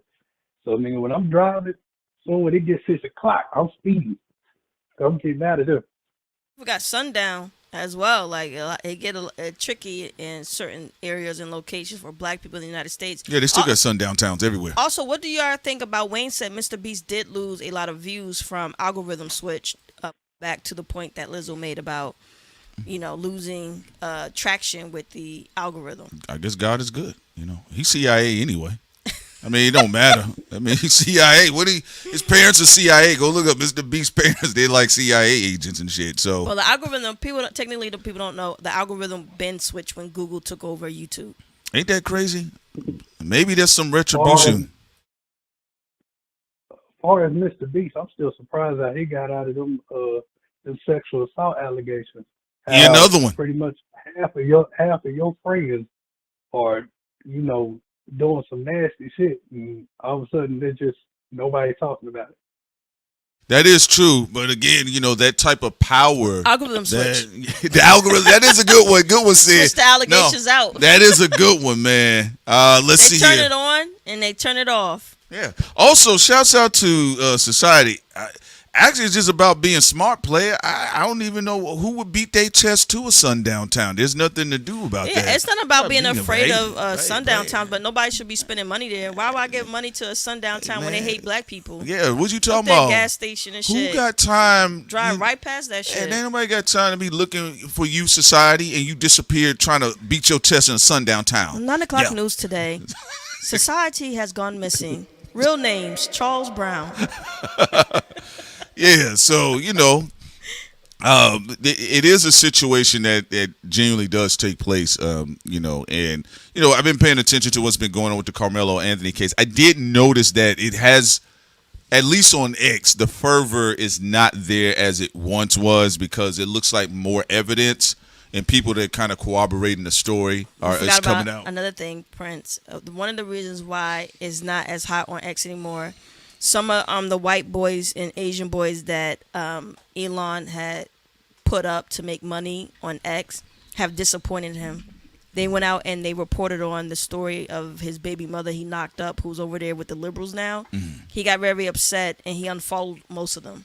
Really? Yeah. So the people he elevated in the algorithms because they were anti-black, he don't fuck with them anymore because they were talking about, his baby mama looking happy with some other person. Well, the anti-black thing, it goes in cycles, right? So like when in a story that's really good, like when they first heard this Austin Metcalf, Karmelo Anthony situation, all they did was put their pictures next to each other, and it was like, yes, see, it proves the point that they can't be trusted. And then they went through some other stories. They went back to Charlie Kirk. But what happens is after a while, them anymore in algorithm, there you go. Yeah, because he had a falling out with them. Yeah. Also, he been cutting their pay too. But go ahead, Two-Face Tom.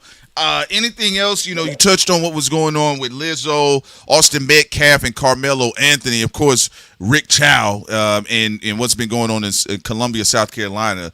Anything that we touched on that you wanted to speak about?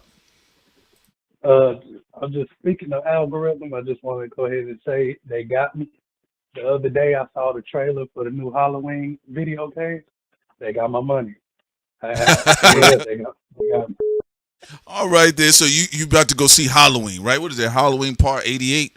So yeah. All right, man. It's the video game coming out. It's the video game. Oh, well, they released a bunch of. They released a bunch of them. They did Spyro, and then they did Crazy Taxi, right? It was Crazy Taxi, and then the Halloween. The Crazy Taxi and Spyro, they do look fire though. Mm-hmm. Yeah, so they got me, friends. I'm part of the algorithm now. So. All right, well, as long as you be a happy sellout. As long as you plug out. Hey, I'll be smile, grinning and grinning. So when I turn the game on. All right, man. Shouts out to Two-Face Tom, man. You take care, man. All right, y'all. The number is on the screen, 903, up under the Puffstein logo, 903-600-0530. You guys can call in. 614, you can make your rounds back. We'll get back at you again. Matter of fact, I'll just hit you up, and we'll see what you got going on here. Say you're a bill collector. Do the bill collectors. Yeah, you, it look like you owe a bill here. You owe a bill here. Who am I speaking to? Are you the man of the house? Yeah, it's Victor Status. Okay, Victor knows that it's you, Prince. You didn't do a real bill collector. Yo, what's good? Supposed to be like that is a bill collector. No, usually it's a woman that comes on and it's whatever. Well, I mean, y'all don't think Busby sound like an angry white lesbian? Whoa. What's good with you, man? We returning the phone call. What's up? I thought you was gonna say Rosie O'Donnell, but I mean, I guess she's not angry enough. Hey, Rosie O'Donnell's back in America. Y'all saw that with her new facelift? She back in America? She back in America. I thought she was trying to hide away from Trump. Hey, man, she said, Trump, I heard you gonna die. I'm about to come back. All right. as much as these ladies say, "Oh, I'm gonna flee the country," they'll be right back. Ellen DeGeneres will be right back. Just watch the election cycle. I tell you what, though, if I was Rosie O'Donnell, if I was if I was her in her body, I'd stay in Ireland. I wouldn't come back. That's a scary thought, you being in her body. Ugh. I know. I'm just saying. I would have said that different. That's all enough right there. Hey, this is gross. Pause. Hey, she should have stayed in Ireland. I mean, because I mean, listen, she here now, but she gonna be back on social media crying in a week. Like, I don't even know why you came back. All right, Victor, what do you want to talk about? I think my first point would be the Karmelo Anthony case. You know it's something when Charleston White is coming out to defend you. And he's been in contact with the family. He showed the screenshots the other day on Twitter. Yeah, Charleston has been supportive. Charleston White, in the middle of last year, white people was trying to attack him because he said he lied to them to get their money. He said, "I don't care about none of you crackers. I got your money. Now I'm going to say what I want." Yep. I mean, I guess he the small hats as well. Yeah. So. Well, yeah, you know what? The case has lost a lot of public steam. You know, there are black people that are interested. There's some people that are still interested. Those are people that are always interested in crime and law. But the fervor around it has died all the way off. Okay. Because they're not releasing the footage. No, they're not. But just to remind people, Elon is not feeding the algorithms with it anymore either, because he got into it with the white boys he elevated. Well, even on YouTube, like just on YouTube, there's people. Remember when the two pictures popped up and you saw some of these like racist white YouTubers that usually lean a certain way towards the neurotic space? Mm-hmm. They stopped covering it as well. But that's because YouTube got rid of and removed people who were too much on that. Remember the ginger white girl who she almost lost her channel, so she stopped doing that. You had certain people got demonetized because they did that, and then Nick can't even get on YouTube.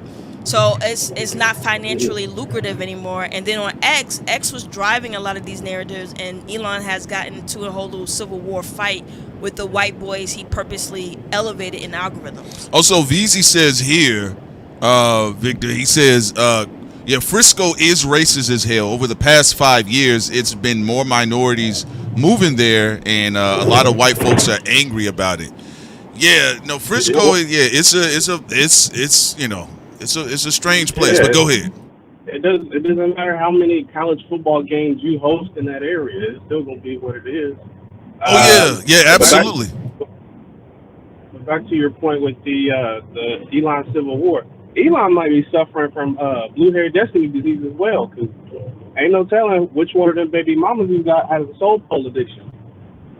Yeah, he's really mad about the Ashley Claire girl who's been having a comeback. She's been getting a lot of money and getting a lot of support by a lot of white liberals and progressives. And, Elon was angry about it. He wanted his white boys to do pieces on her, but instead they started getting into the gossip of his personal life, and then he unfollowed them. Contractual obligation, man. Question for y'all. Okay. What do you think of the children and grandchildren of Operation Paperclip being able to come to America in different parts of the world and just be able to become socialites, doctors, physicians? What are you making of it? You saying different? You said with the white boys that are coming in from international parts of the world and becoming socialites? No. The children and grandchildren of Operation Paperclip. Oh yeah. Well, America, outside of black inventors and then some other groups of inventors that remained subjugated or they've been erased from history, a bulk of a lot of the stuff that we're seeing, people forget there was a wealth transference of technology, even fiscally with Project Paperclip around that time, is would largely contributed to our NASA program. and of course black geniuses too. But yeah, I mean, that's kind of been a theme, and in fact, some prominent politicians have been related to a lot of the wealth pool class, even of the Nazi parties. Yeah, I also want to bring that up too.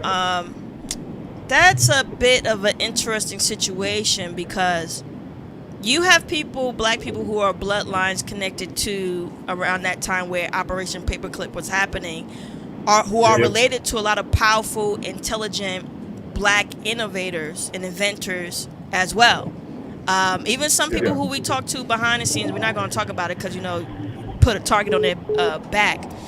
But it's interesting, though, how a lot of the Germans and who are involved with Paperclip have been able to create generational wealth and also, like you said, become socialites. But I think that's also a part of the intelligence agency program for them to become socialites so they can affect culture and social media and that's so what they've on been and so doing. Forth. Yeah, because look at Arnold Schwarzenegger's what was it? It was his stepfather. Was an SS agent. Yeah, yeah. So I mean, even if you go back Peter and look Thiel, at too, just Peter Thiel, he over there in Argentina. Argentina, that's what he has been espousing. They were gay Nazis. You know what I'm saying? So no, they were gay Nazis. There were a lot of gay Nazis. Yeah. Like I mean, there's a book called The Pink Swastika. Yes. Yes. Great point. All you got to do is even look at the CPAC stage from 2024. It was Nazi symbolism and Nazi paraphernalia all through there. And Elon standing on stage doing the Roman salute. They're clearly kind of telling you already what it is. You get what I'm saying?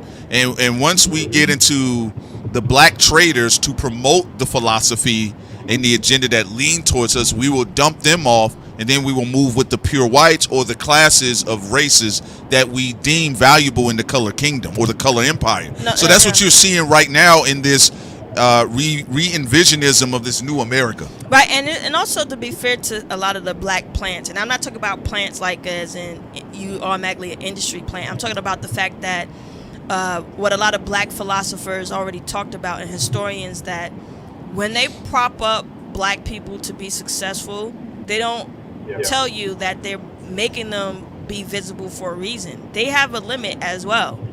We haven't seen anybody in this industry actually solve an issue when it comes to black people because they're not supposed to.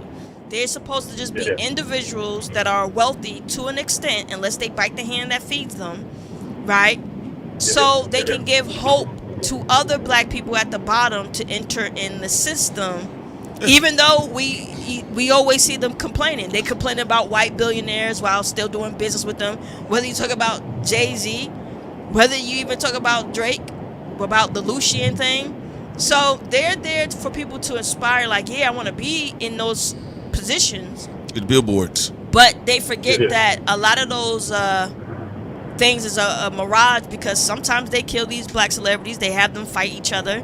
They have try to get the audience involved. With O.J. Simpson, black people going out there protesting in favor of O.J. Simpson didn't change a fucking thing. He just got another big head celebrity that was able to use black energy to get what he want and didn't do shit. Yeah, and actually around that time, all it did was distract the attention away from when the King family was suing the United States government. And won. Yeah, so honestly, you know what it is, man. It's all done by design. But no, that is a fantastic question. And we're seeing a lot of their little grandbabies in social media, because people are like, yo, how does person get 36 million subscribers on YouTube? Leon has a billionaire backers that push for his streams. Oh, all of them do. A lot of them do. So yeah, but so you can go ahead. They're not real either. Go ahead, Victor. You guys know who? I know Drake is, from Canada, but he kind of ties into this whole South African thing too. Do you know who his maternal grandfather is? Yeah. About the what was it? The AIDS outbreak in South Africa, correct? Yeah, Ruben Char or Cher. Yes, absolutely. I had no idea. So I'm like, what? So he's connected in on this too. Well, yeah, actually, Drake's paternal No, his maternal line. Excuse me. I apologize about that. That's why we said Obama. He's like the Obama of the underworld. Drake has actually, because people are colorists and even bigots in the industry, they overly the rappers, the rap community overly angelicize the white side of his family, and they kind of dismiss the J Princes and then the uncle and the father. Black side, yeah. But actually, Drake's maternal line is very dark with a bunch of Sifs that had very huge prominence in not only Canadian history but South African history as well. Yeah, people forget, and I'm glad you brought that up too, Prince. Drake needed both sides of his family to be Drake.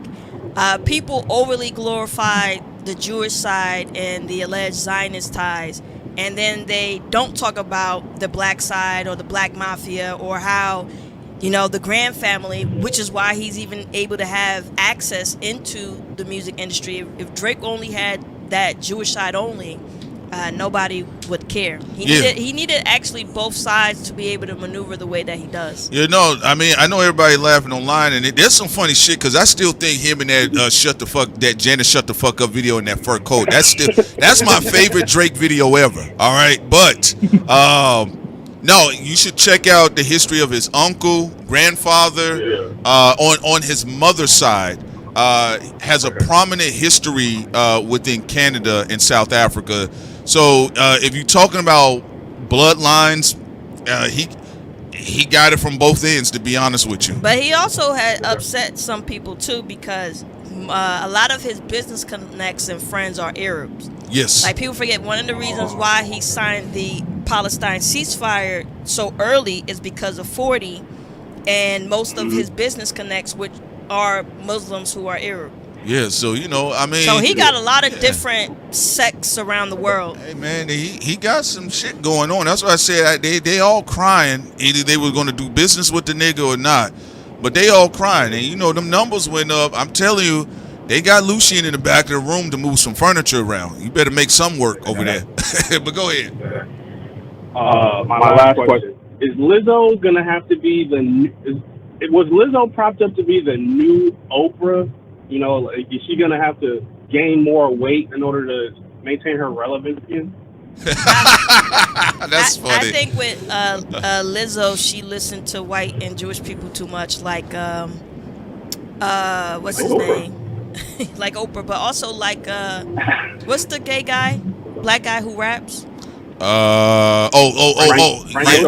Lil Nas X. Lil Nas X. Lil Nas X. The reason why you think of Oprah and Lil Nas X for Lizzo because Lil Nas X was groomed since 16 in the industry. People didn't know that. He had a song called Industry Baby for a reason. He was in the industry since 16. One of the his handlers actually wrote, it was in an article when he was interviewed, he said he think he went too far by telling Lil Nas X to go in these Satanism avenue, because remember, it wasn't his idea.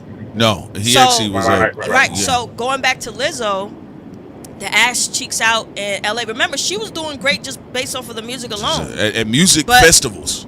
But then she did the ass cheek thing and all this stuff. People don't understand that the people who are handlers with these celebrities, they have a date for them to decline. Yeah. So the people that they rely on for advice are the same people who create their demise. They don't have any independent thinking. That's why they're always paranoid, like, what the hell is going on? So for her, I don't think she'll be able to go the Oprah route because she don't have the same conviction as Oprah. Oprah is a shark. Yeah, the other side of it. Oh, go ahead, Sam. And Lizzo is too sensitive about what people say about her online. I'm not saying she doesn't have any type of predator in her, but she definitely lacks conviction. So when you lack conviction in that space, you usually tend to die off quicker than those, even when they're misguided, they have more tenacity about where they want to go and who they want to be, whether they sell out or not. There's no use for an Oprah today. You know, there's no use for an Oprah today. There's no the time has passed. Because even with Oprah around that time, you had knockoff Oprahs, you had Rolanda, and then on the back end, you had the Ricky Legs and the Sally Jesse Raphael as her competitors. But there's no purpose for those type of grand celebrities now. You only got a few of them left as far as the names go, but as far as like daytime, the landscape wouldn't allow it. We have too many YouTubers, podcasters, streamers. You literally, that person would have to come in through the Gen Zers or on the back end of the millennials. Because the romance is broken up. Drew Barrymore was doing very well. Then people thought she was insensitive, and then they stopped watching the show. It's easier today to catch a celebrity in a fucked up situation that could destroy their relationship with the audience. Yeah, so but I just think right now Lizzo's just speaking right now. The machine has ran its course, it looks like, with Lizzo. And I think that's why she's talking. But go ahead. She might have to go to RN school or something. I don't know. But thank you guys. Appreciate that. Thank you for calling in, Victor. Thank you for calling in. Shouts out to Victor, too, by the way. The number is 903-600-0530, 903-600-0530. Yeah, but yeah, it's just like Sid stated, you know, the romance or the love spell with a lot of celebrity or the state of celebrity or that form of prestige has been broken. Even Keanu Reeves got in trouble recently. I don't know, something with the technocrats or something with AI, and they didn't like it. Yeah, so, same thing with Steph Curry. Yeah. So, you know. And these are the silent celebrities. Even if you're quiet, people still can get you. Yeah, look what happened to Bill Burr. Bill Burr ain't been able to do nothing. They look at your partnership, and remember, there are a lot of people at the bottom. Them vegans fell out of love with Bill Burr. They trying to break off of the Titanic, and they're like, look, you know, some of you celebrities are looking like licks since y'all are trying to keep us prisoners while trying to save yourself. All right, now. All right, 614, you're not live. The Think Tank can hear you. You're with Prince Solomon and Sincere Ignorance. What's up? Yeah, what's up, man? What's up, man? I just want to, y'all speaking on a lot of important topics today, man. The Karmelo, the Asian situation down there in South Carolina, but I really want to speak on the Lizzo's comments about the algorithms. Sure. Now, I want to make it clear, I'm not really a Lizzo fan. Like, I'm not against her, but I'm not a fan. I don't pay attention to her, so I don't know if that is playing a role to like her low sales, whatever. I'm just saying the algorithms are absolutely manipulated. And as Black Americans, I'm going to need us to wake up a little more and unplug from the matrix and stop caring so much about what they see on social media and whatnot. Because look at Black American music. There's a reason why talented hip-hop artists like Smino, J.I.D., Mick Jenkins, and whatnot aren't getting the attention that they deserve. It's because of the algorithms. That's why you're seeing the sexy red, the drill, the young boy. They playing in our face. They dumbing us down. They're playing in our fucking face. That's why, me personally, I hate when I see people say, oh, such and such ain't popular. This ain't cool because they seeing shit off what people saying on Twitter. When one, most of the population aren't on Twitter. Two, that includes most of them aren't even Black American. Everybody's just speaking on Black American shit on these apps, but they don't be Black American. So I just want to touch on the Lizzo algorithm situation. Again, I'm not the biggest fan of her. I don't know if that's why her sales are low, but I'm just saying the algorithms are absolutely manipulated. Talking points, they can find certain little talking points of like tweets, TikToks, or whatever, and have their little bot farms to push it until actual real people see, oh, this has 15,000 likes. This must be a real opinion in the real world. And then they start, you know, retweeting it or re-TikToking it, whatever it's called on TikTok and all that good stuff. So I'm just saying the algorithms are absolutely manipulated and people need to unplug from the matrix, especially Black Americans. Need to unplug from the matrix and stop taking the shit that they see on the internet so serious. And I just land right there. Although, thank you for saying that.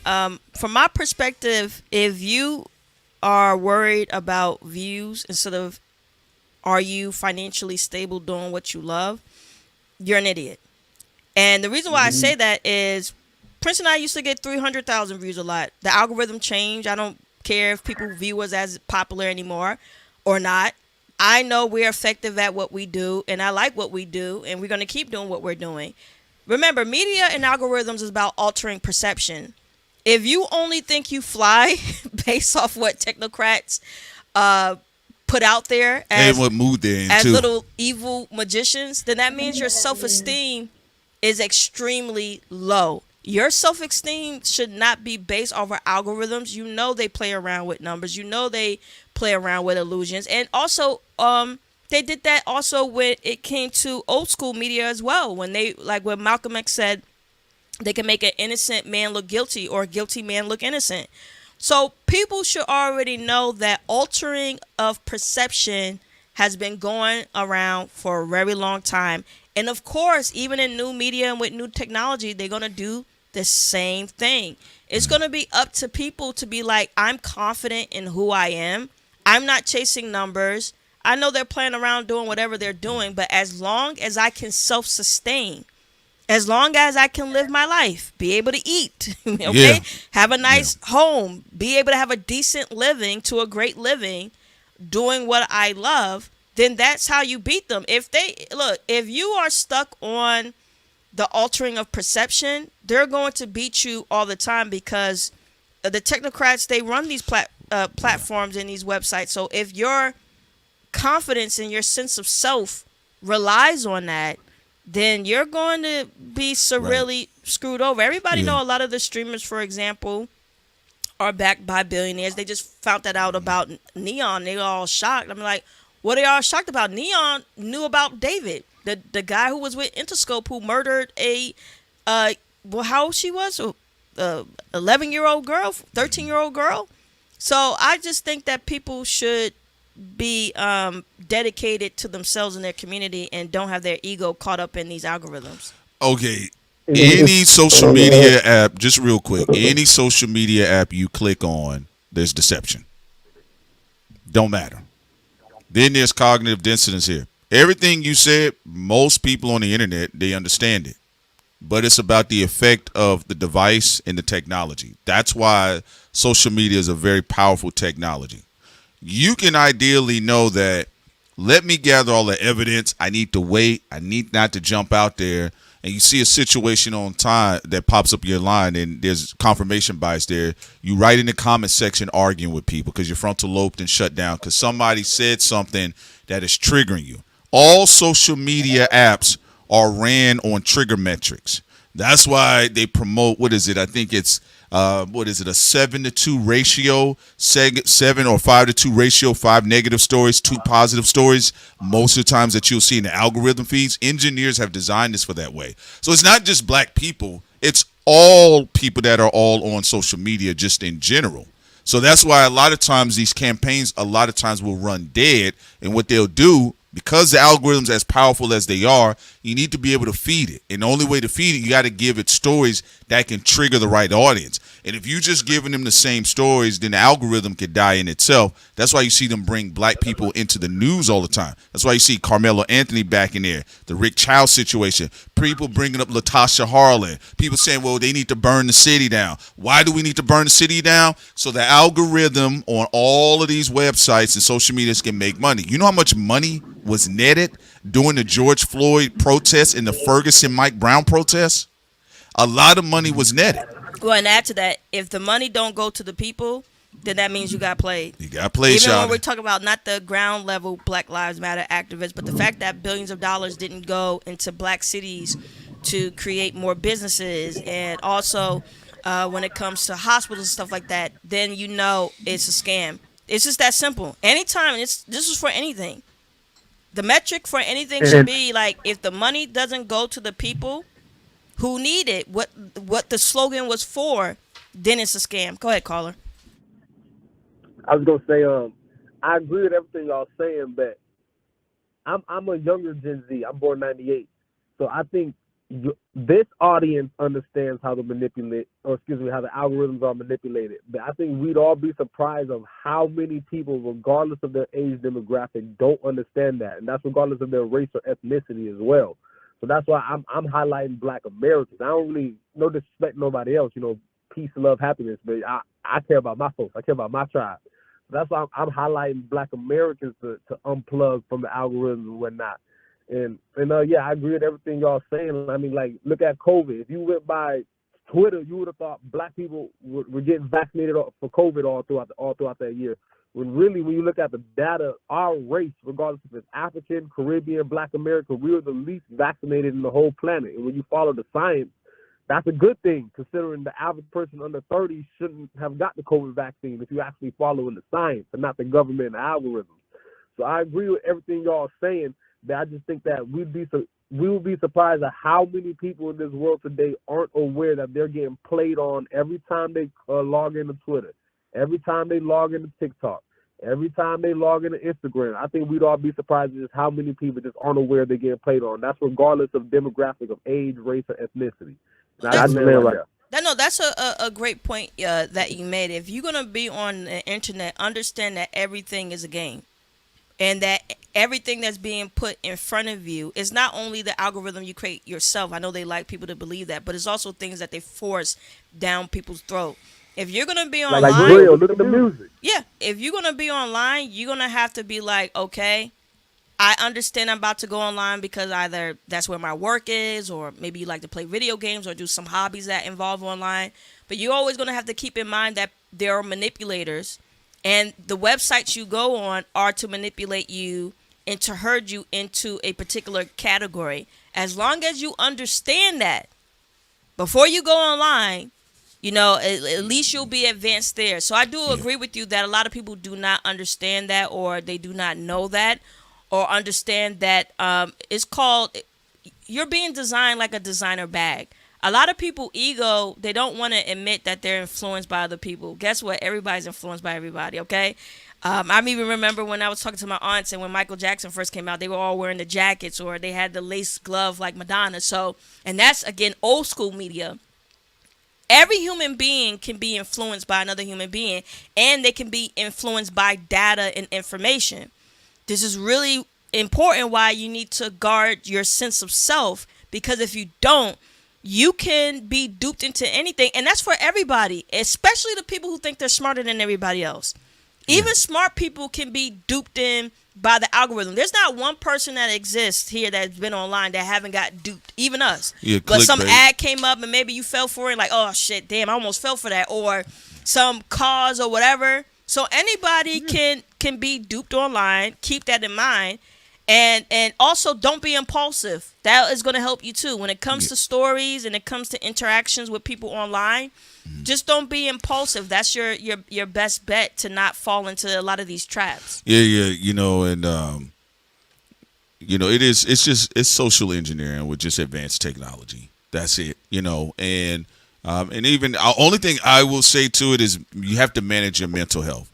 I normally see the angriest reactions, or people that are like, if people that they're on Twitter every day, they're typically going to be angrier, especially if you're talking about, let's say you're not clicking on like art all day, right, to try to train algorithm, but the way Elon got it all jacked up, even the racist shit slides into the art feed, right? Because he pushes it there. And he pushes it there, right?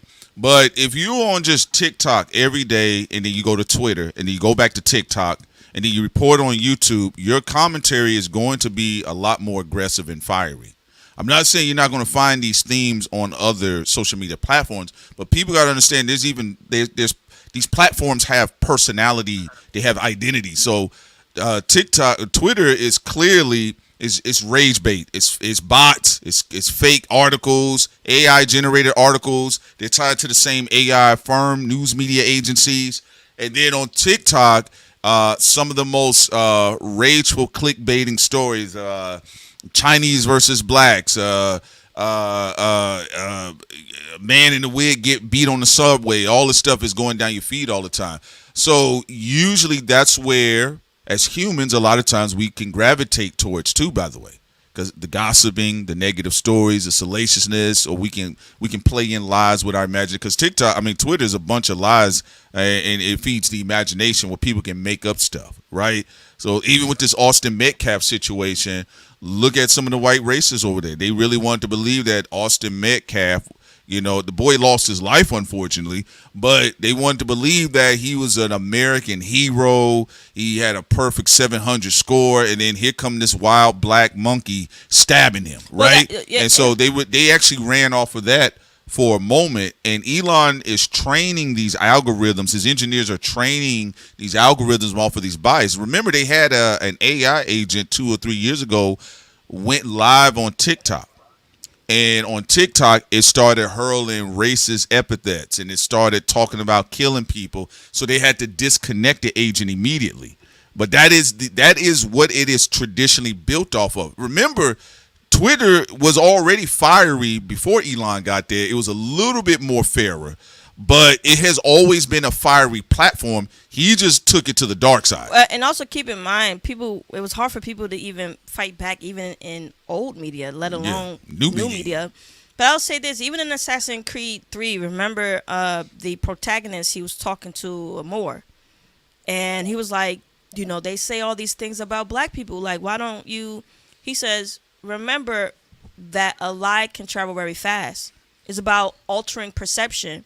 He said, someone who's been brainwashed, I could talk to them till they blue in the face about who I am and who my people are, and they will not care.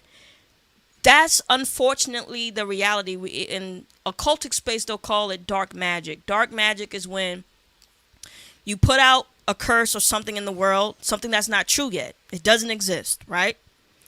You put it out there long enough until it becomes a reality. I give an example, even with the word nigga, right? Or, you know, the actual word with the ER at the end, right? There was a time when that word didn't exist. There was nobody even under that type of word classified as that, right? Under that type of spell. One day, someone decided to classify people in that. And then particularly black people were branded as that.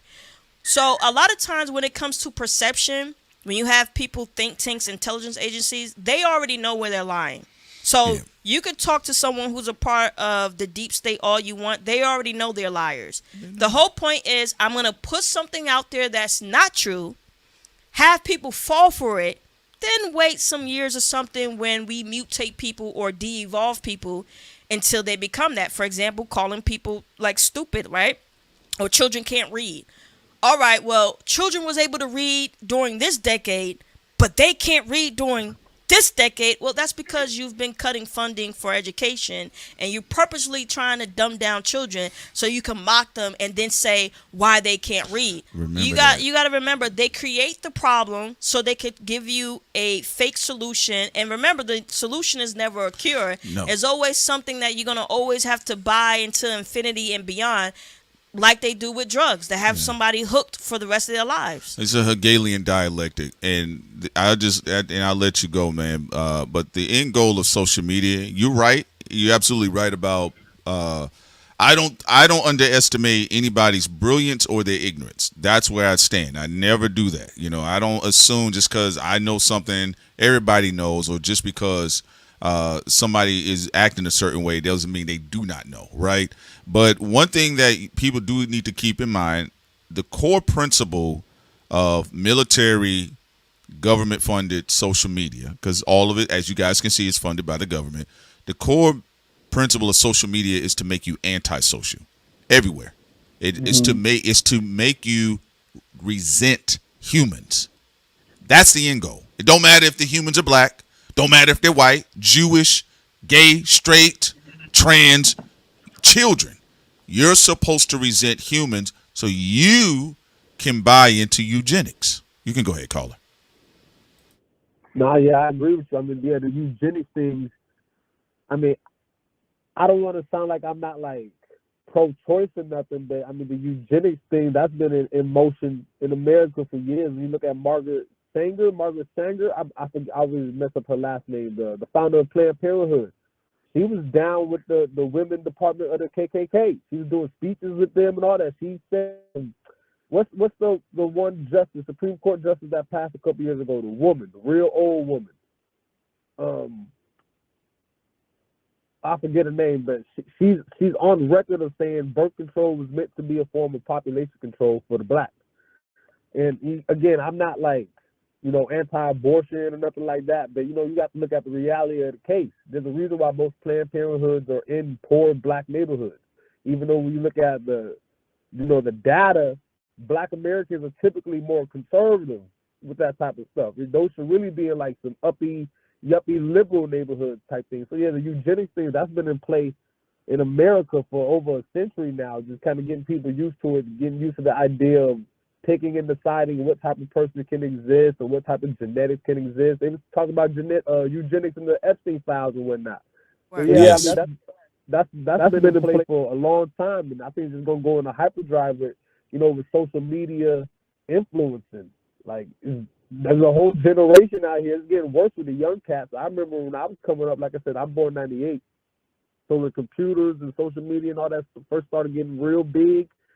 I was in like middle school and all that. So I remember they used to always warn the elders, like make sure your grandparents, your uncles and all that, they, not taking everything too serious on the internet. Make sure they understand this is just the internet. It's not real life.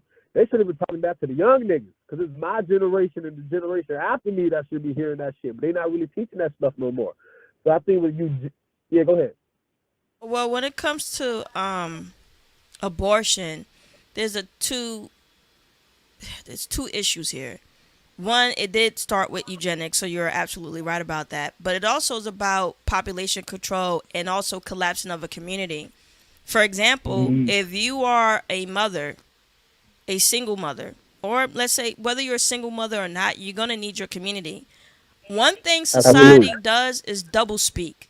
If you want a woman to have a child, then that means the healthcare system has to be in favor of that mother. The community has to be in favor of that mother. What they do is double speak on some 1984 stuff. They'll be like, so if you are someone who's, let's say, Republican, you say, well, we're against abortions, but you're also not putting in money for women health care. You're also not putting in things where a mother needs to have a successful child. They actually go there to cut funding too. Right. So the problem with the abortion conversation is too much doublespeak going on. If you're someone who's against abortion because of its origins, then that means you also have to teach people how to practice safe sex, but you also have, as a community, you should be talking about loving children instead of talking about children like they're a burden, or even castigating women who chose to have the child as well, because that also happens where a woman could get ostracized by society for having a child while also being ostracized by society for not having a child.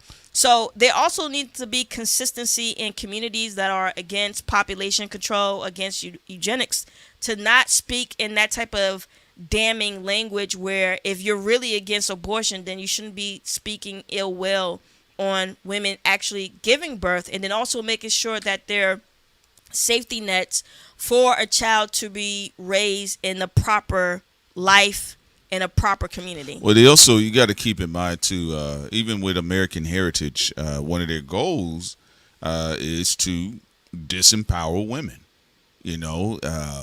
They even, they said they want to have a situation where if a man is married with children, that he votes, and let's say he has 2 kids and a wife, then the votes for that household counts as 4 votes. And that's something they actually are having real conversations backed by billionaires on these podcasts, and even having Joe Rogan, the prostitute that he is flirting with those conversations as well. So, I mean, there's dope documentaries like My Alpha 21. You guys should check it up. It's like a throwback old school docuseries about, the proliferation of eugenics or eugenicidal talking points that are also placed into sci-fi films to get people acquiesced and accustomed to it as well. That's why desensitizing through comedy and constant projection of violence through social media is very important. In fact, a lot of people, I know they would think like, oh, if I'm playing GTA, like that's going to make society inherently violent. No, actually, part of demoralizing a nation will be through comedy. So think about how demoralized the country was when they were mocking and laughing at little black children being lynched in silent black and white films. Okay, so those are the types of aspect that they will move towards with it. So you're not wrong about it, and you got a good head on your shoulder, man. It's just It's just a play of what it is, mark of the beast, whatever you want to call it. But social media is Orwellian because it's actually anti-social propagated messaging. Well, and then also it's just a space where artists can thrive at times, but overall the goal is to make people antisocial and considering to buying into eugenics talking points. And one last thing that's very important on this is violating of people's bodies, period, just not women. People's bodies were violated. Slave trade, men, women, and children. Women bodies were violated in Europe during the witch hunt trials. Like, as a society, we have to make it be clear that no one has the right to violate somebody else's body, whether they're a man, woman, child, no matter their background, because we have a human history of people violating people's bodies based off of class, based off of race, based off of gender. And these are, and the fact that we have this baked in the foundation of a cake as a human society is why there's always these loopholes for eugenics. Even the fact that the bell curve, a stupid ass book created by racists, was able to stop or lower the resources to black children because they were like, well, you're dumb, so we don't need to feed nobody dumb. We don't need to give them any resources. But then again, this goes back to psychological games. This is what we call dark psychology. So these think tanks are not as ignorant as people would like to believe. They know about black people's history, so please don't give them that. They do know better. I'm not talking about the everyday citizens who are goofy. We're talking about the deep state. We're talking about intelligence agencies. They already know the value of black bodies because of Henrietta Lacks, where they illegally took her cells and created basically Big Pharma. Yes, her cells was able to also cure a lot of diseases, but they also used that black woman's body also when it came to creating medications that aren't connected to a permanent cure. So you also have, so there's a lot of funky things and dark psychology that they do, and just don't be nobody's guinea pig. You know, don't think of yourself as less than because of their propaganda. These intelligence agencies, the people who are for population control, they know better.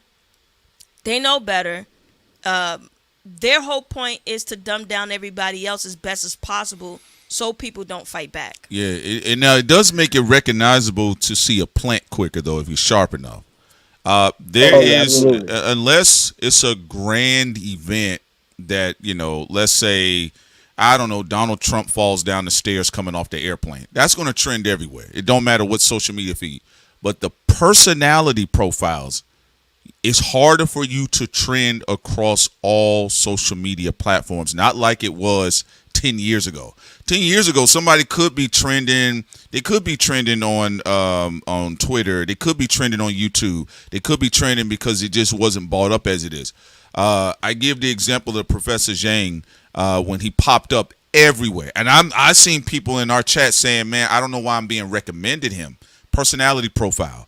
Nick Fuentes, personality profile. And a lot of these guys, when they come in, they always like, I'm just one of you. They're always backed by billionaire think tanks, no matter what their philosophy is, whether it's Fred Mercury or what you're talking about, the people that are behind American Heritage or Prager University, same thing. You will know when a personality profile is a plant because you see them on TikTok. You see them on Instagram. You're seeing them on X. You're seeing them mention everywhere. The one that hurt people, though?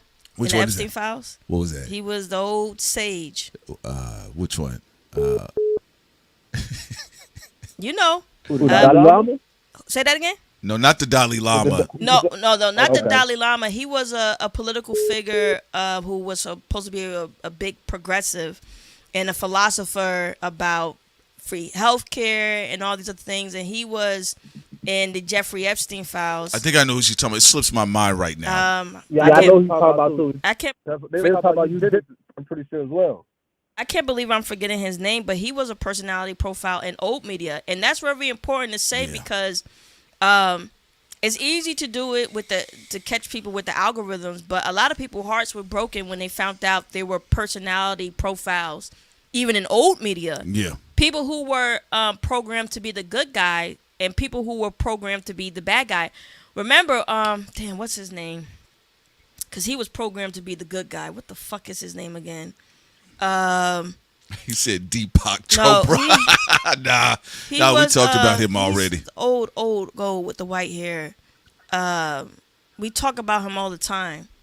He's a super progressive. He's still alive, barely. He's quiet now. Oh, you talking about Noam Chomsky? Noam Chomsky was supposed to be a good guy. Yeah, he was programmed. Y'all said in the chat. He was programmed as the hero. Yeah. So personality profile. The personality profile was people trusted him as like a Mark Twain type of heroic good guy, folksy, old sage, but talking about being for the people. And they found out through the Epstein files he was a profile to be the good guy. Them 12-year-olds.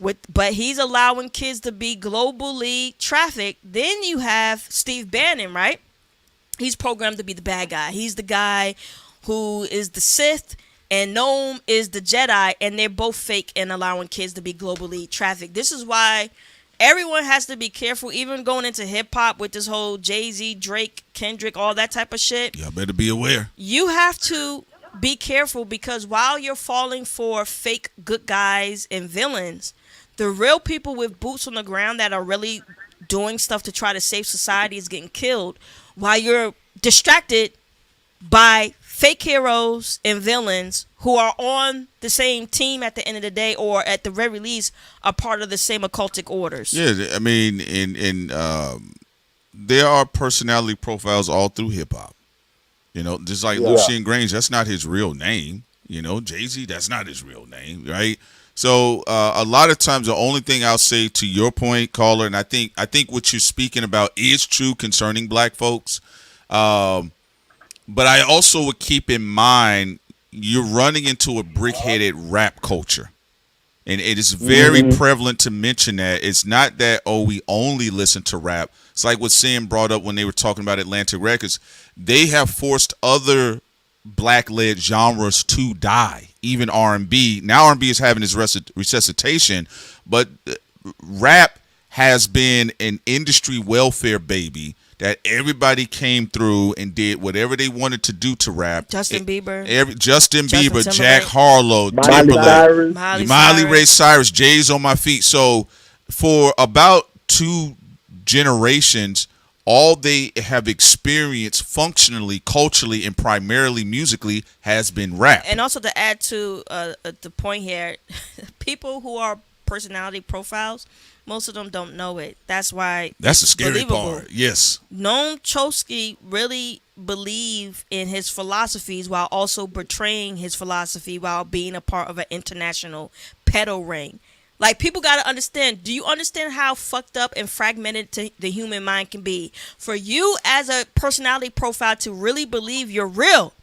I'm here. I'm fighting for the people. Progressive policies. Blah, blah, blah. Virtue signaling. And I'm here connected to one of the biggest intelligence agency national pedo ring ever recorded in human history, right? In modern times. But I'm supposed to be a good guy. And he still believes that in his fucked up mind.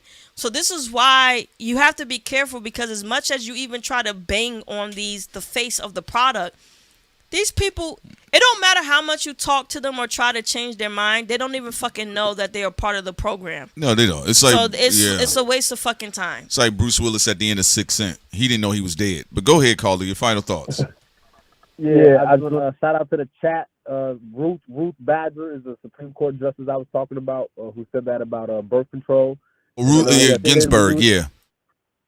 And saying what you said was so real. That's why during the COVID shit, I was trying to tell these goofy niggas, like, yo, if you pro-choice with the abortion shit, you have to be against the COVID mandate. Because, like, it's the same shit. And what happened after the COVID wave died down? They used the Supreme Court, based on the COVID mandates, to attack the abortion rights and take it back to the state rights, where it's not federally protected anymore. It's based on the state now. They use the COVID mandates to do that. That's a psychological operation. You got to watch the algorithms. So you gotta be careful on the internet. Watch out for the psychological operations of psyops. They get ran on you every day. They get ran on you right now. And on the hip hop shit, I'm so sick of the hip hop shit. I think Jay-Z, Drake, I think Jay-Z, Drake, Kendrick, they all need to be clicking up to make sure this AI shit don't put all them goofy niggas out the job and then destroy each other. Like I was watching One Piece the other day. That's what Kaido and Big Mom did. They said we're gonna click up to destroy Luffy, and then we gonna destroy each other. That's what they need to be doing. Click up to get Lucy and Grange, all the niggas who want AI to replace humans in the music industry. Click up to get rid of all of them, and then destroy each other. But, you know, hip hop niggas gonna be hip hop niggas. That is true. Great points, Carla. We appreciate you so much. Wonderful, fantastic. It's a great conversation. Also, to the people in the chat with K-pop. Yeah. A lot of K-pop artists are groomed from children. They're treated as slaves. I mean, for people who think you're going to get any conscious awakening from them, I mean, it's impossible for the human spirit, including black people and anyone around the world. But K-pop is the bottom of the barrel. Is the bottom of the barrel. I'm just being honest with y'all. It's gruesome. And I don't think people understand how dark K-pop is and the alleged trafficking, the money laundering, the sexual abuse, the child abuse. Yeah, it's soul trapping. It's the K-pop thing. It's disgusting. It's even worse than the United States. Yeah, I mean, look at the music. Like I knew they didn't care. Y'all saw they had that Asian guy that sound just like Kendrick Lamar rapping. I said, boy, they really don't care. And I could tell. I was like, yo, they probably beat his ass at night. And their lives are controlled 100%. 100%, y'all. They're told who to mess with, who not to mess with. Crazy shit. And I know people, you know, they online. And of course, there's a lot of jack bootleg stuff going on that comes out of K-pop because it's just a bootlegging ass genre. There's nothing original about it, completely across the board. But it's also you got to keep in mind. Those souls and them vessels are not going to survive long enough for them to be held accountable for anything. Like there are people that are leaving or they've left the United States to go to K-pop to hustle. Yeah, Jay-Z's going over there to hustle. Jordan, tell us about Jay-Z's business dealings with the K-pop shit. You also got Scooter. Wait, no, what's his name? Braun. Scooter Braun. There's his name. I'm like, what the fuck?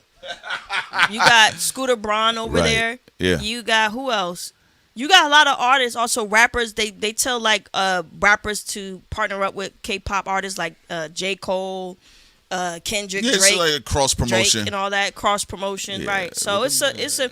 Remember, the music industry, movie industry, international criminals. Just think of what y'all saw from Backstreet Boys to NSYNC with the Old Town shit in between, just on a massive level with Korea. Put on steroids. It's the same thing. And they in debt. A lot of them don't get any money. There you K-pop. Everything, their whole world is slavery. And some of them be celebrity prostitutes. Yeah, man. And what I mean by celebrity prostitutes,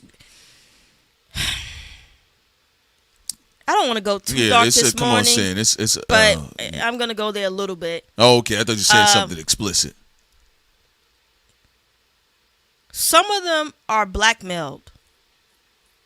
Let's just say they think they're having this intimate relationship with an agent or something like that. They don't really know that this person is actually a thug, part of the, completely a part of the underworld. They're on camera having sexual engagement. So if they be like, yo, I want out of my contract, fuck you, I'm going to a different agency. They're like, bitch, you on camera. We show the case this, your career is over. So a lot of blackmailing and mafia stuff goes on in K-pop too, not just in the United States. It's everywhere. A lot of mafias and gangs rule the world. They're the underworld part of the dirty hand of the governments around the world. So going back to the K-pop stuff, I mean, I wouldn't wish that on nobody. Groomed as a child, blackmailed. It's fucked up situation. Yeah, it's disgusting. Yeah, it's disgusting.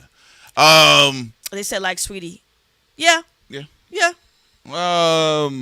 because I don't know. She could be in something similar like that because they also be having goons who be beating the madams and pimps who beat the shit out of certain artists if they don't come in on their returns. Corporations glamorize slavery everywhere. Ooh, don't skip past that.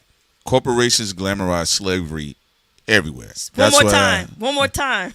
Corporations glamorize slavery everywhere. Slavery is glamorized. In all industries, corporations glamorize slavery. And they make freedom look uncool. Right. So, when Like, for the long time when the corporations were, like, at their most powerful in the industries and they didn't even really need to rely on mergers to survive, because a lot of times mergers happen for industries to try to survive. But if you said I was independent, people would laugh at you. Like, broke ass. Broke ass nigga. You a broke ass nigga. Yeah, remember, even when T.I. was going back and forth early on with Lil Flip, who was getting like $11 per disc on double disc albums, somewhere between 7 and 11 hours, the industry was like making fun of Lil Flip for not being signed to like Atlantic or something.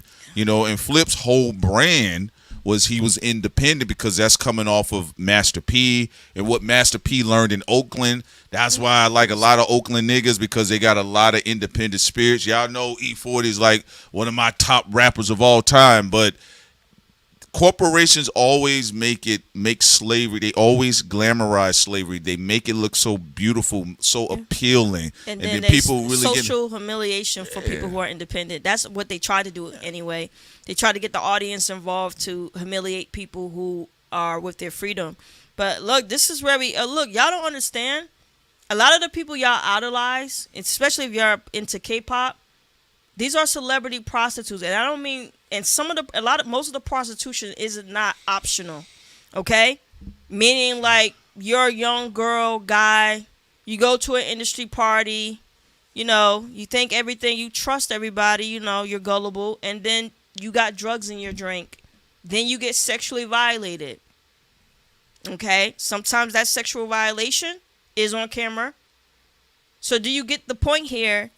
They turn people into prostitutes, celebrity prostitutes for slavery. They even have people, they sometimes may use their artists to get deals for themselves by saying, okay, yo, and if you say no, we're going to put the tape out. You say no, we're going to beat your ass. You say no, we maybe kill you. It's a very disgusting, dirty game. And like Prince says, the illusion is beauty. The fashion, all that other bullshit. They want you to stay enamored with that so you can forget the fact that people are getting violated every fucking day and you don't even know it.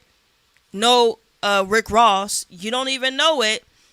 That some of the people you idolize, they're tied up into that, have been sexually assaulted, have been forced into prostitution, have got their publishing and masters robbed from them. Yeah, and being financially exploited. That's a big one. Financial exploitation. So, look, they use beacons everywhere. If you're in the industry and you're very successful, you are marketing for the industry. Don't you want to become Jay-Z? Don't you want to become Kendrick Lamar? Don't you want to be like Drake? Don't you want to have the same success of early Lizzo? You see Drake singing about being free. I just want to be free. I mean, first of all, Pluto's in Aquarius. Fuck all these fake people. So be independent. And real independent, not fake independent.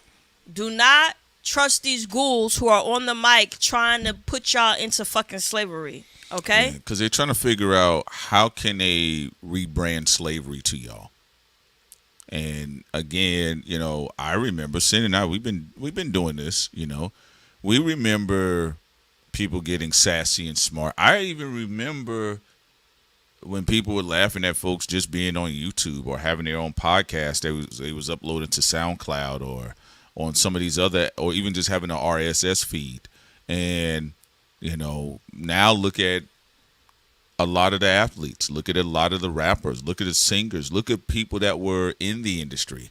Most of them have to promote their items through the podcast. And remember, people are hustling. Scamming. The industry, for breadcrumbs. You got to understand what a hater is. Because I think, we talk about the act of hate, right? But you got to understand, like, what a hater does. They hate you out of position to do what you do.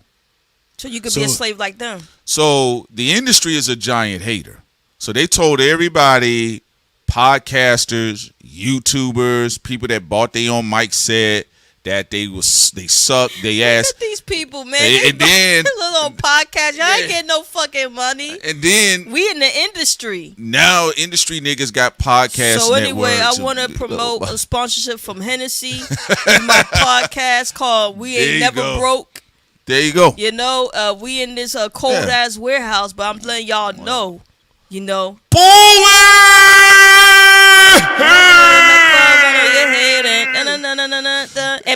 they're groomed also to talk down to other people while being slaves. So there you go. So you got to understand what haters do. Haters hate you out of a situation that works well for you. And then try to be in competition with you. Then do what you were doing that they were hating on. But then they give it to who? All right. They give it to the man. Yeah. So that's all it is. Like, so. That of mine, just so they can give it back to their. You know, it's fucked up. That's all they do. But it's Palpatines. They take from the independent people so they could give it to their masters. That's it. You gonna tell your master, you shut up, right? And that's what, master. We went to this independent people right now. We have something for you, master. Oh, yeah. Okay, here, master. This is how you use the technology. Look, master. They go boop boop bop, and they've been making money on the scene. They do boop boop bop. So what we will do is bop bop boop. Master, so should we go run a campaign right now? Yes. I can start calling them brokies.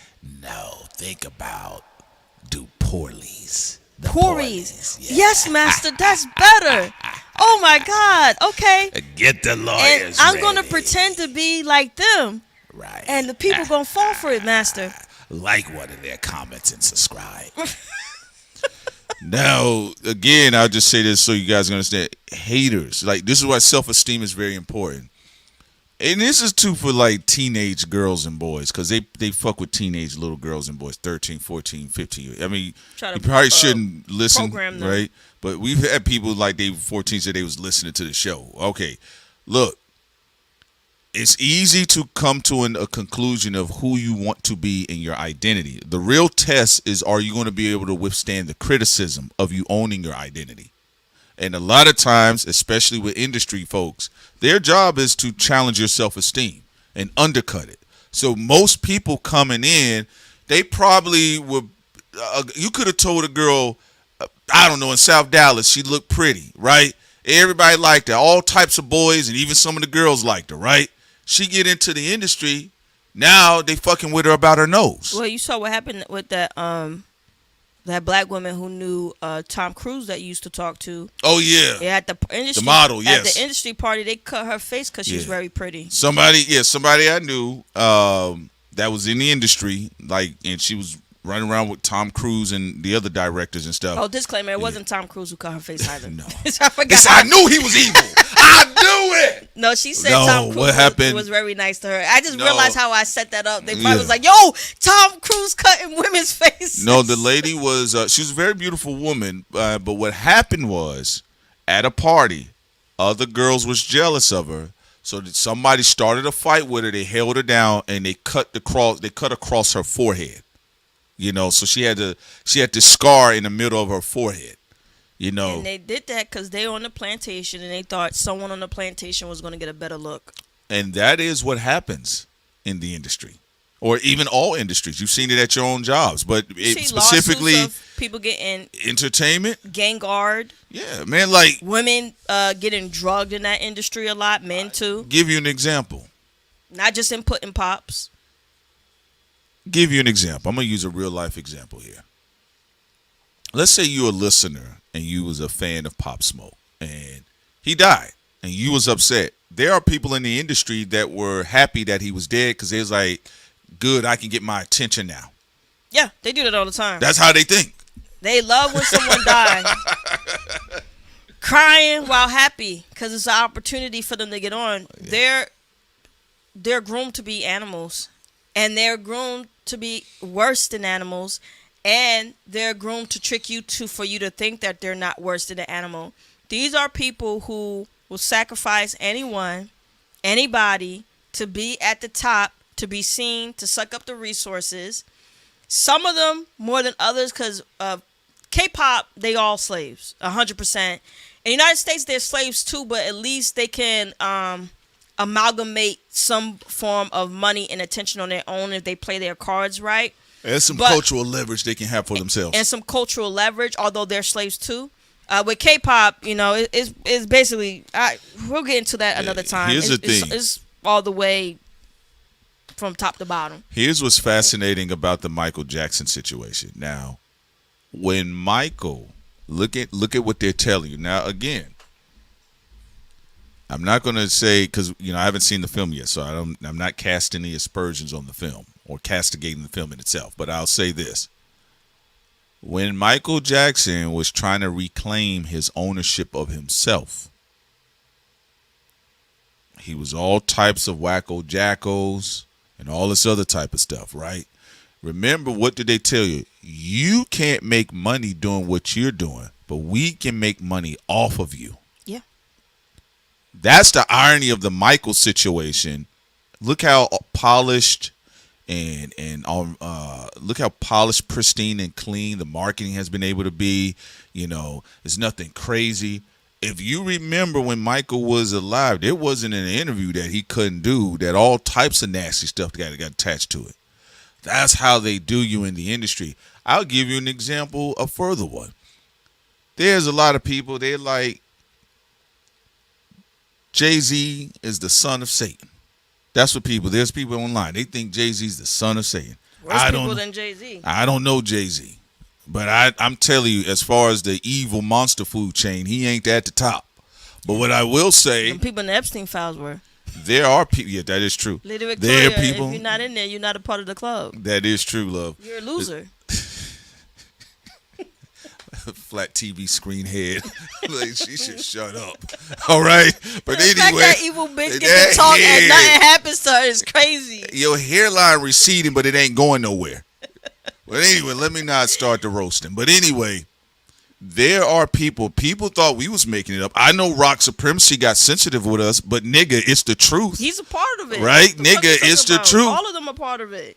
There are people, they're ready. When we said there are people that want Jay-Z the fuck up out of here, not for anything righteous, they're sick of his form of competition. Or they feel like if he's out the way, him as a gatekeeper. There you go. And they feel like he's a controlling gatekeeper with the Rock Nation that's connected to Michael Rapino, Live Nation. They sick of his fucking face. They want him gone Jay-Z. So they can all eat with Fanatic and whatever. You saw it in 2024, right? Yeah, all of those people that came out for Drake, because guess what? You had niggas not just niggas, you had crackers. You had white and black people waiting for Drake to catch the L. Man, we're going to be able to take his spot. We're going to take that billboards and everything. Everybody you see, Kendrick, Drake, Jay-Z, Nicki, there are industry people that are waiting for them to fall somewhere. So they could take their spot. That's it. But AI taking their spot, dummies. They should have. That's why we said I don't care. They could cry about it all that we want. The Ragnarok, Trojan War, they started with each other by listening to UMG and all them other things. It's gonna come back to bite them in the ass. You should have been conserving your millions and the money y'all made. I don't know why the fuck y'all decided to go into a industry. Well, we know why. It's not their decision. No, what am I talking about? There you go, Sid. Now you know why. We know why. It's not their decision. It's not their decision. Like right now, what's happening to Jay-Z, folks, that's not his decision. It's not his decision. It's not his decision. And Jay-Z does have equity in the industry, so on his end, where he's having to push back on the narratives, like recently right now, they just announced that Jay-Z made history at Roots Picnic as 80,000 fans showed up for his performance, setting a new attendance record. I'm going to pause you right there. Let me tell you why. I posted it on a Patreon as well. Good job. Let me tell you why this is funny math. Remember, Brandy was there. Who else was at the picnic? Remember, it was because they're going to get on you. They gonna get your ass. They like, shut the fuck up. You say everybody came for Brandy, although she had a successful tour. It was with Monica. It was a multitude of artists. But Jay-Z, be like, nah, you a Rock Nation hater. I'm not a Rock Nation hater. You a hater, Prince. I'm not a hater. How can I be a hater when he is I and I am him? What I want to highlight this for you all. Jay-Z needs great publicity right now. He doesn't need good publicity. He needs great publicity. So if it can be marketed as that 80,000 people showed up for Jay-Z. I like Brandy's set though. I like the throwback. I did like that. Shit was jacket, clean, yeah. Because all this hip hop Civil War stuff and drama has been distracting. It's burying black music. But I would say Brandy, like the throwback 90s wear and jacket, that shit was fly. So, and remember now what was the other narrative with Jay that day? Remember, he was one of many artists that were performing, right? But Kanye West had broke world records while being blackballed in the industry of America. Well, Europe. Now he was in Turkey. Europe, yeah. Right? Most of Europe has been blackballing him. Right? So that's what I'm saying. I want y'all to kind of think about that. Y'all saw recently, what did they say? They said, T.I. was there. Yeah. Jadakiss had everybody in Brooklyn to show up and wherever he was on some stoop that they came for him. Fat Joe is taking up for Nolan at the Garden. He's in the NY Post recently talking about that Dolan. I'm sorry. What's the owner of the Knicks?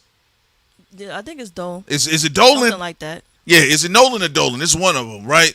But Fat Joe was on the front page lines like, hey, these are good publicity to roll things out. Remember, that happens. So Jay-Z does, unfortunately, for other artists, even what Lizzo is saying, if she gets a bad rep and it's highly scandalized, that's a wrap for her.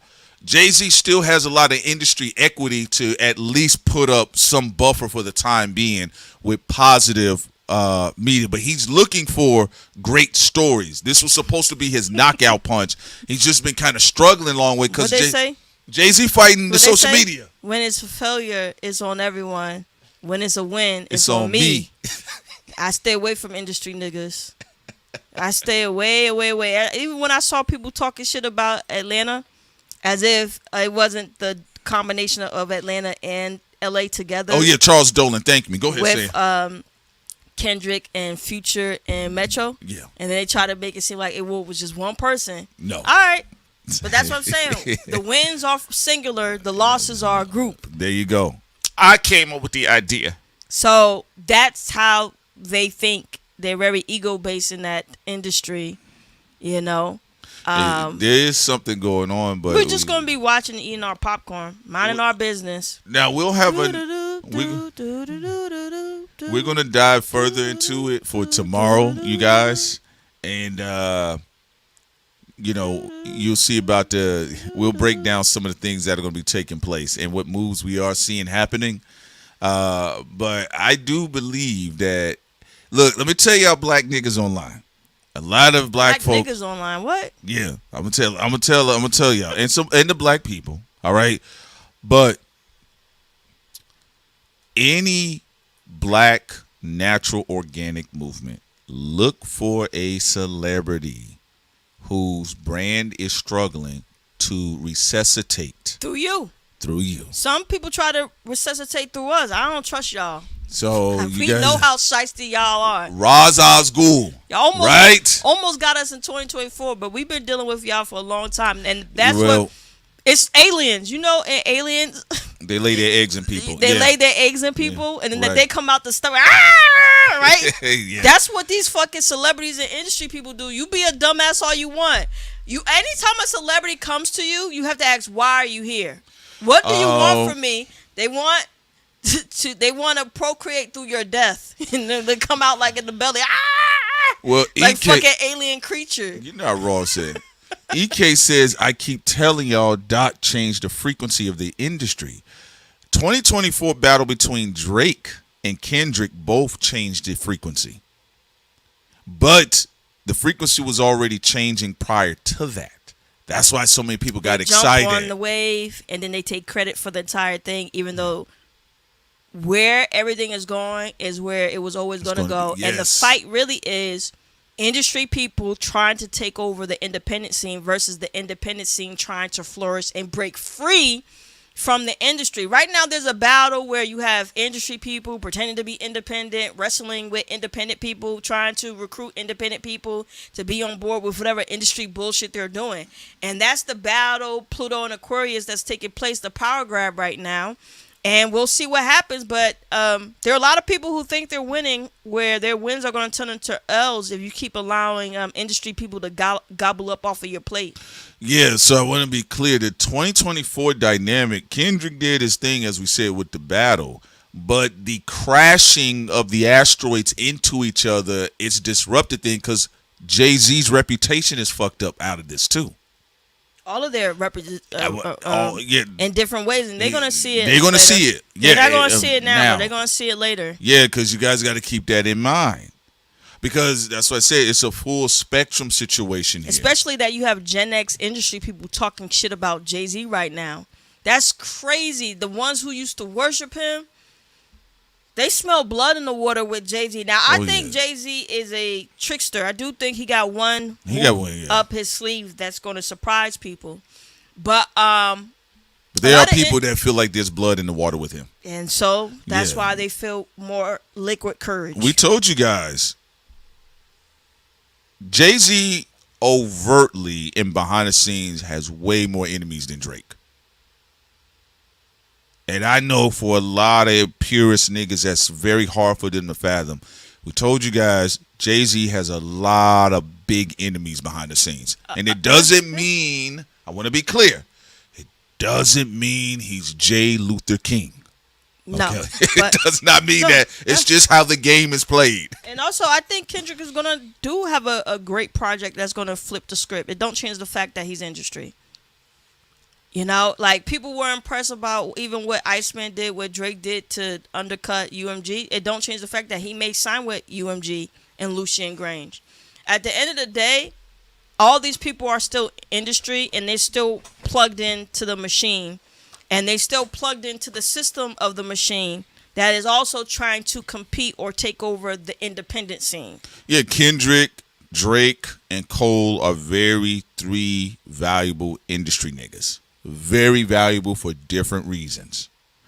The destruction of Jay-Z in the industry, or the survivability of Jay-Z in the industry, is very valuable in its action. You know, so that's why a lot of times, you know, when we tell y'all, okay, we're about to shift from the arts and we're about to get into the politics of it, the politics will always look different. And that's why we said, you know, we get some of the talking points, but realistically, you guys got to look at how things have been charting. You guys see it in your podcasting space. Look at the conversations. Look at the topics. Look of the lack of enthusiasm that's been going on.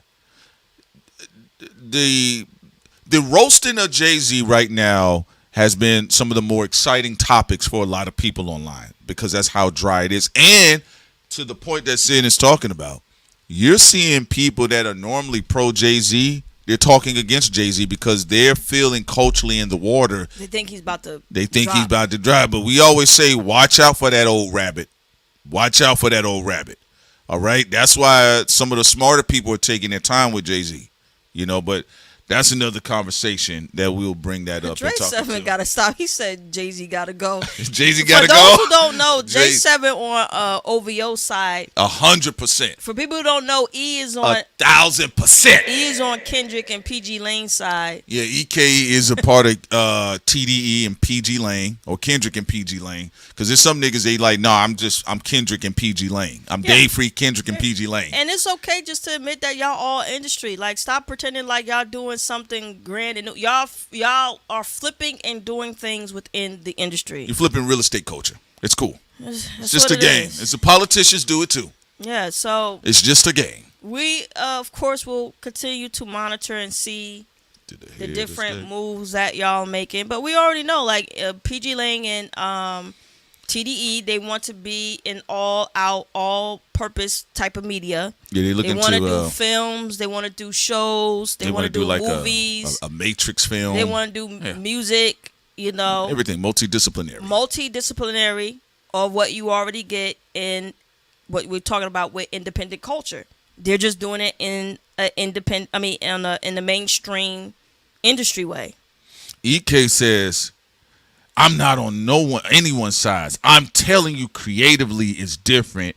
Don't put words in my mouth. No, you said before that you was for Kendrick. Are you lying now? Why are you lying? Don't lie, E. You got to be honest. I now. saw you. What was it?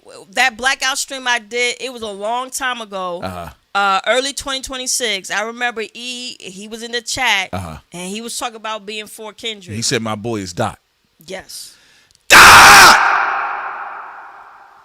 Yeah. If you're talking about music, there's no disagreement there. We already know creatively, Kendrick's gonna do his thing. That's great. Oh, good for y'all. Well, you know what? I'm gonna say this, EK.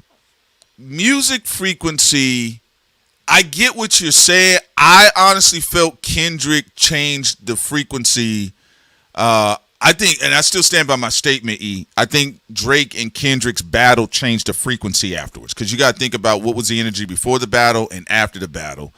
But where Kendrick musically has changed the frequency was with To Pimp a Butterfly, Damn, because I saw more people kind of tailoring, especially with To Pimp a Butterfly. I saw more people kind of tailoring some of their projects off of that energy, just like with D'Angelo and Black Messiah. With GNX, I didn't see too much like duplicating energy of GNX nationally.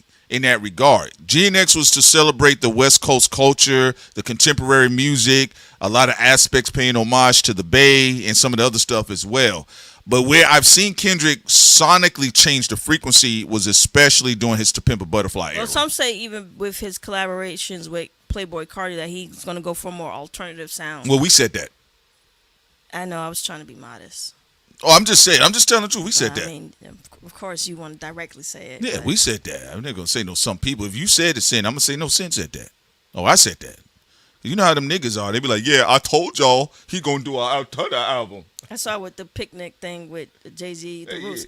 I predicted he's going to diss Drake and them. Yeah. And it was already said a week before you, bro. Nah, you got to, but that's industry shit. That's why I said now that's everybody in hip-hop is poly market. Y'all wasn't. But you know what? I'm going to leave it alone because I'm not really about being egotistical. No, it's not egotistical, but it just, again, I don't care. If I said it, I said it. It's like, there's nothing. It's actually egotistical for you to try to have people not to just claim what they stated. That's because it's a self-serving interest. But that's industry shit, though. That's because people just data mine this fucking channel. EK says, I agree with that. What GNX did was got a lot of people to go back to his older work. It's like when Jay-Z dropped Blueprint and people went back to his earlier work. I agree with you on that one. It made people look at Mr. Morale and the Big Stepper differently in a more positive light. Yeah, that is true. But we'll see. Look, y'all. It is what it is. Let's see here. What else? Okay, y'all getting that pretty. Oh, also, by the way, shouts out to Ducindo. Let me go back up to your comment. Hold on, Oh, bro. yeah, we thank you for the donation. Yeah, man, my bad. We just running our mouth, man. Oops, wrong one. We appreciate you so much. Yeah, I remember somebody saying, yeah, go ahead, Sid. Somebody was like, yeah, and don't come back over here when Kendrick drops his music. I'm like, nigga, shut up. Who said that? I said. Wait a minute, Sid. Yeah. Wait a minute. You ain't tell me that. Who said that? Industry people are so obsessive, compulsive personalities. Don't come back over here when Kendrick drops. Go where? I remember when I did the review of Fall Off, I said, this is a great album. And obsessive industry people talk about getting mad about that. I had the little Crip Cola crying. Then we said, okay, Iceman's not bad. Okay. And don't come back over here when Kendrick dropped. All right. Are you married to him or something? Well, hold on. First of all, I'm really sick and tired of this weird behavior online. Chill the fuck out. First of all, and I'm not talking about anybody. I'm not talking about anybody in this particular chat. It's funny saying that because, when niggas do shit like that, you assume that I give more fucks about your comment than when the nigga dropped the album. That's the problem. I told y'all this is industry shit. They make slavery appealing. That's the slavery of thought. Nigga, y'all let every white hip hop lover in the genre review everything and anything that they want to. That's exactly why I tell them back the fuck up. You're Y'all not doing that black on black slavery shit. Y'all gave Azalea Banks play. Y'all didn't gave Jack Harlow play. All right. What's the boy that had the zits on his face that did ooh? What was that nigga's name? I can't remember. Roddy Ricch. Jack Harlow got more play than Rowdy Rich.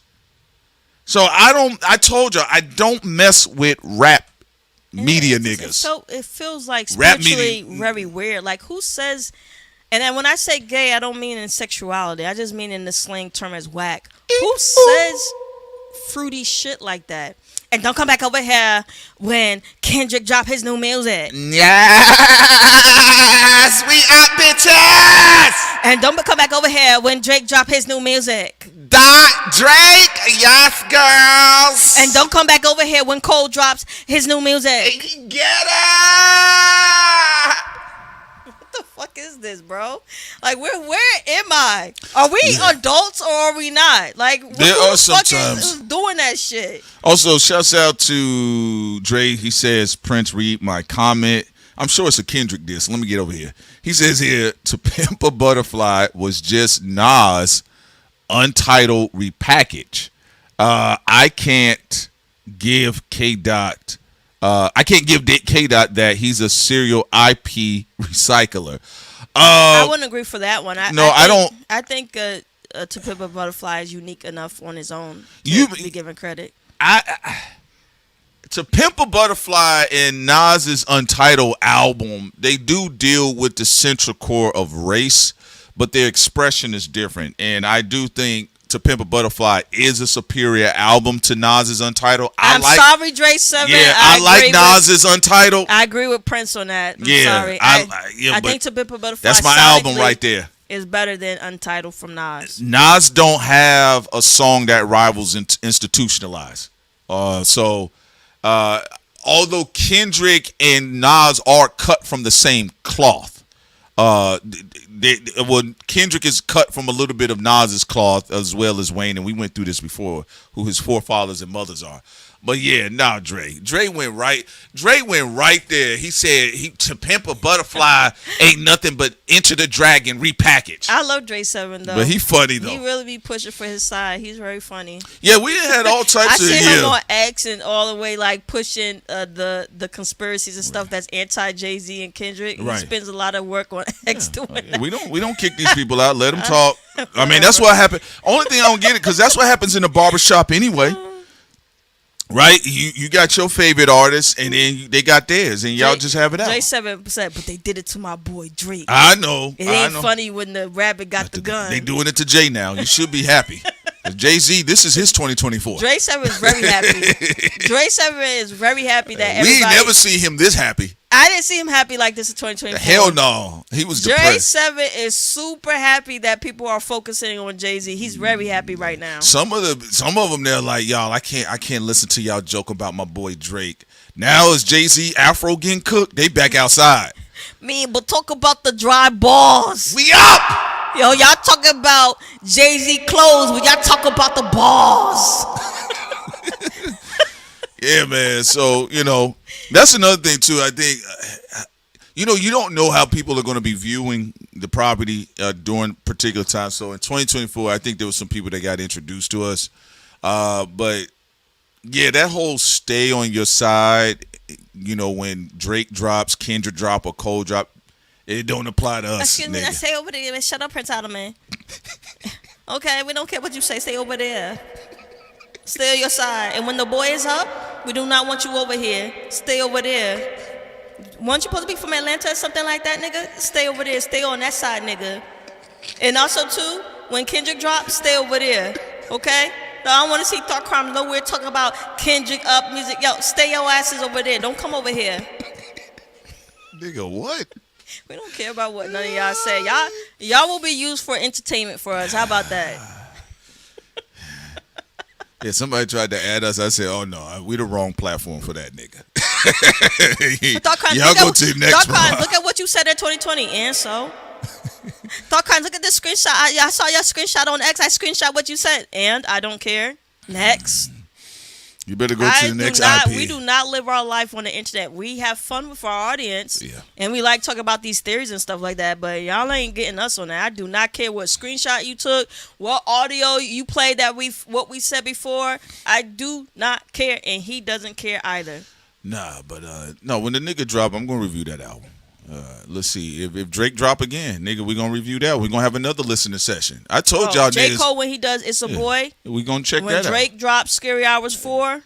When Kendrick drops, EP album, whatever, we gonna review and watch Jay-Z ass Afro headed ass drop. We gonna review that shit too. Jay-Z drop his album, reviewing it. Also, we gotta talk about the R&B girl stuff too. I know people in our audience want us to do Kalani. They want us to do Imani, Paper Cut, and some other people, which we will be doing listening parties on Patreon. Probably, I don't know what we want to do. A Saturday.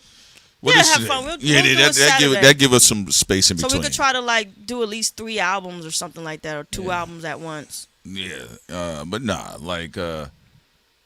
when Jay-Z drops Blueprint 4, I hope it's not a Blueprint 4. But you know what? For brand recognition, he probably would go with that though, because he already did 444. That was the grown-up album. That's kind of like. Yeah. 666. He can do 666. 444 is. I feel like it was Jay-Z's flip of Nas's Life Is Good. Well, this was his protection album. Yeah. Kill Jay-Z. They never love me. Let's just keep it real, Jay-Z. Fuck Jay-Z. Because he was rumored. We told y'all he was allegedly supposed to have been on that Clips album, but he didn't submit the verse. Because what would Jay-Z at that time rap about? He said he wasn't in a rhyming mood. Also, Mr. said I sound Malaysian. Damn, he got me. I have a great uncle from that part of the world. Damn, he got me. Shouts out Karoo Guy. He said Supreme Rising. Jay-Z got to remind y'all he tied to the towers.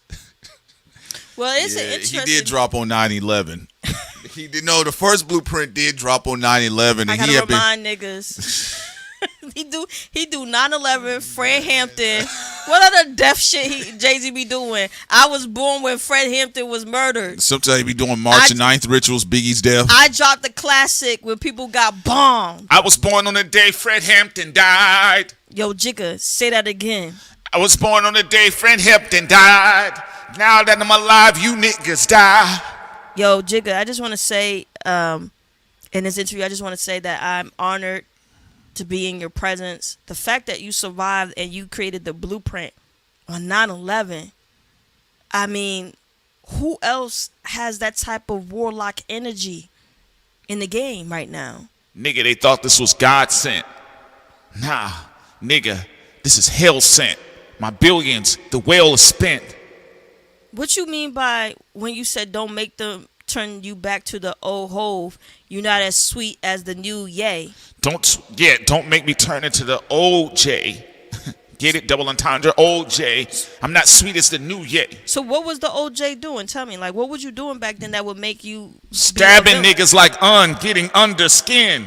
Oh shit! You see what I'm saying? So you was stabbing niggas back then? Yeah, now I can say it. Did you? Trump's in office. Did you ever kill a nigga? Did you shoot a nigga? Nah, don't put that on me.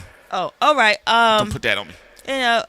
What about these Aaliyah rumors that Damon and pushing out? What about that? Was that old Jay? What was you doing there? Yeah, that nigga crazy. Next question.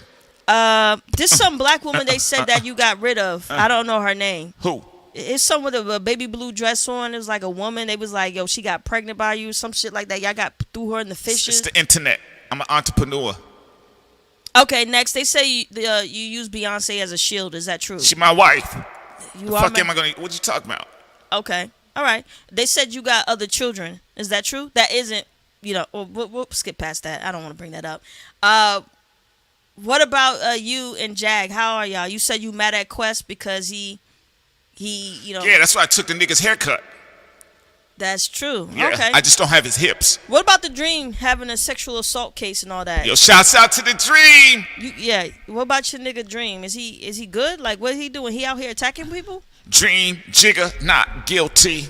I got all man. Oh, okay. What about Dream Hampton? You used to be cool with her. She said she got mad at you for not calling out R. Kelly. Are you still cool with her? Where's the documentary? It fell off. I mean, it broke some records on Lifetime. But It's all propaganda. It's probably by MAGA. She don't seem like the MAGA type. Yeah, it's the first time for everything. So you talk about alt-right agenda. Does that include Desiree Perez and Jared Kushner? OG Juan's wife is the homie. Okay. What about Tata? How Tata doing? Tata like 4'11" and he hopping over niggas. All right, but you said Tata is your right-hand man. So, like, are you and Tata both going to go old school and become the old Hove and the old Tata? He's on my right because he hands me the knife to the left and I send a nigga off to his death. So, Tata going to get active again if niggas keep playing with your name? He got to hop back over niggas. What about Lenny S? You said blame Lenny S for that. Blame Lenny S for what? Blame Lenny S for that. He let me outside. Lenny S let me outside. Now I'm on these beats and I'm just giving them. You saw what I did? I did 80,000 at the concert. That's an easy day. That's an easy day. Mm-hmm. That's an easy. I didn't even comb my hair. It's easy. 80,000. So what you mean by playing offense, you and Lenny S? What y'all meant by that? We about to start lying on niggas. What you mean lying on niggas? Set them niggas up right out the gate. So the industry dons would have sacrificed you. You going to sacrifice someone else before they get you. Absolutely. How many times have you done this? How long have I been here? You've been here since the 70s. Yeah, rest in peace, Michael Jackson. In the hip hop game, you've been out here for a very long time. Some niggas just gotta go. Some people say you an old dragon. I know. Tell them Ordinary Joe's button up. Because I mean, you 56. You've been active in the streets since 18. Like, you've been out here. Yeah, what do you like? In the industry. I mean, what you doing? What you like? You my autobiographer or something? No, I'm not Michael Eric Dyson. I've been in the streets since like 18, 16. No. You don't know me. Shit's mean. I read Michael Eric Dyson book on you. He's the person who write books on you. Michael Eric Dyson is built like a bowl of Cheerios. That's your nigga though. Here we go. You know I diss my niggas. That is true. I diss my niggas. You do like I don't even know why I fuck with him. He apologized for putting your personal conversation out there publicly. Do you forgive Michael Eric Dyson? I mean, it was just a play. You know, Michael Eric Dyson, he's an old hustler. Why do a lot of people who like you like Drake? You almost because he's my son. You almost lost your talking boy. About children out here. That's my son right there. Drake know he my son. Michael Eric Dyson was seduced by Drake. You almost lost him. They the same complexion. Yeah, no colorism. He was out there talking about the Drew hate, the people hating on Drake, and you got him back in line though. That's you got him back in line. Rest in peace to Jesse Jackson. So what was that conversation like? Well, what did you tell Michael Eric Dyson? Like, shut up. Like, Drake ain't that innocent. Like, what did you say to him? Nah, I just told Michael Eric Dyson we was walking around my mansion, and I was looking around. I was like, wow, like I'm living a life. That's really what I told Michael. I'm just living a life right now. It's just a good time. He was very passionate about Drake. Did you stop that? Yeah, I had to kill that noise. Like, yo, don't bring him up around me.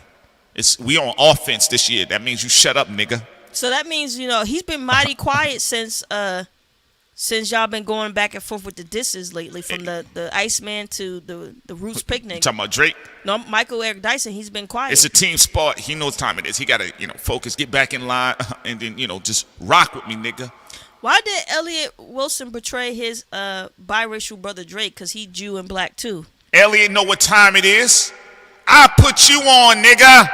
I put you on.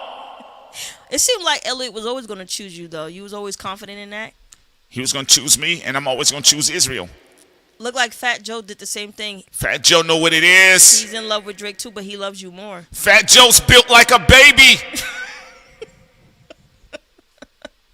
It's on now, niggas. Y'all gonna see me on podcasts next week. Nigga, we playing offense all year. I cut my hair. I'm angry outside, niggas. I'm outside, I'm angry. What happened between you and Nicki? Come on, bro. She been focusing on you for talk about lace front hole, all that.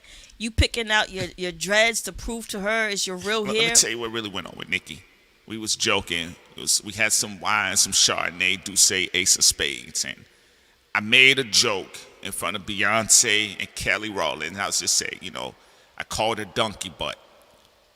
Bro, you really said that? It was a joke. We was roasting, snapping. It's just asses? I just said donkey butt, and she said, "Don't say that again." I'm like, yo, are you serious?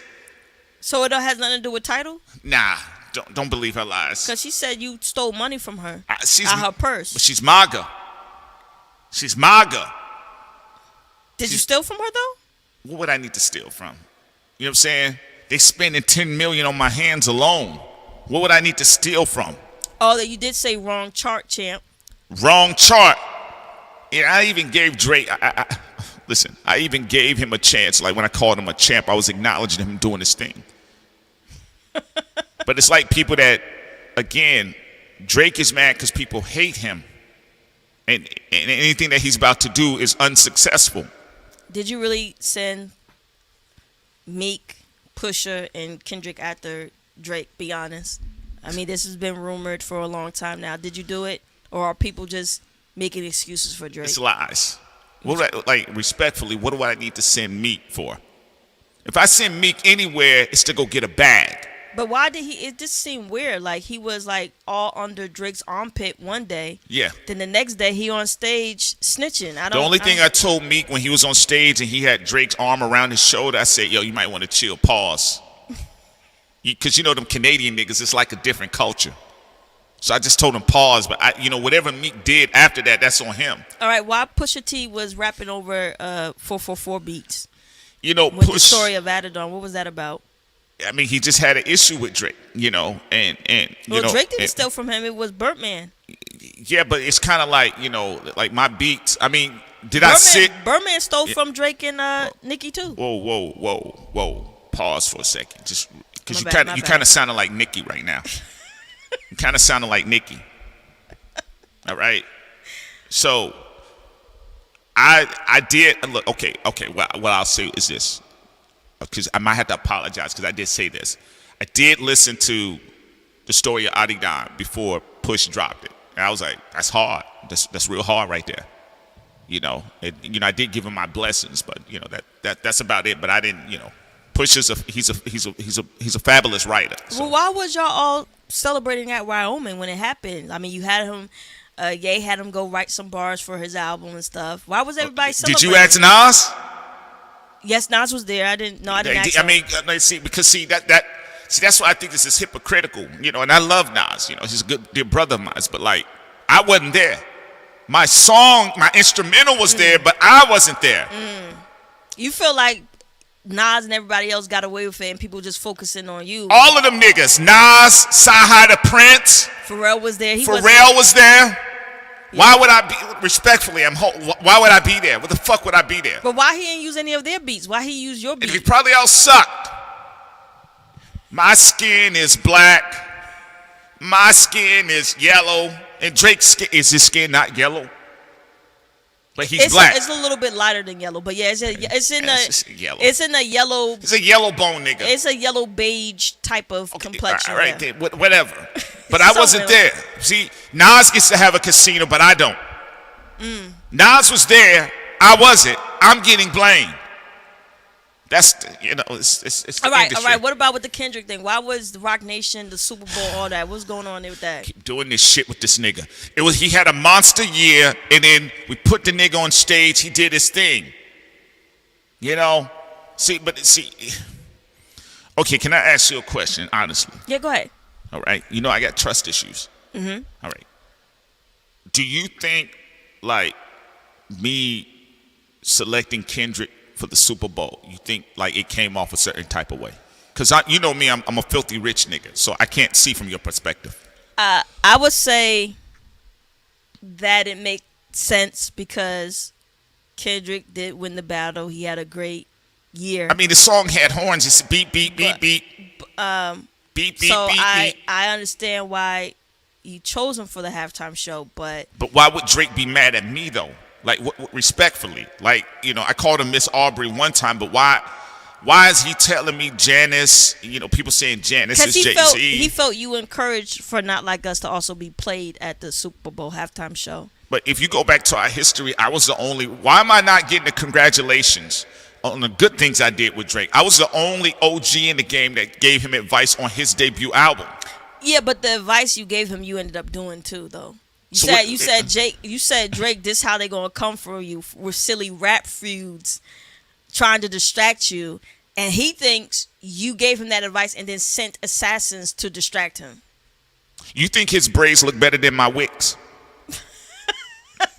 I don't want to get into that. I'll let the audience decide of which one has the better hair. But he had a big year. Kendrick had a big year. And then after that, it's just like now it seems like Drake is hell-bent. You know, I think jabbed him a little bit. I told him wrong chart, look up champ and all this other stuff. But he hasn't really responded. So you think this is an assassination attempt on you, and you feel like everybody else involved is being ignored? I think a lot of niggas want to kill Jay-Z. You know, I wasn't there in Wyoming. Well, why though? Drake was the one who almost allegedly got killed. He said he was supposed to be JFK. Lucian and UMG made threats towards him.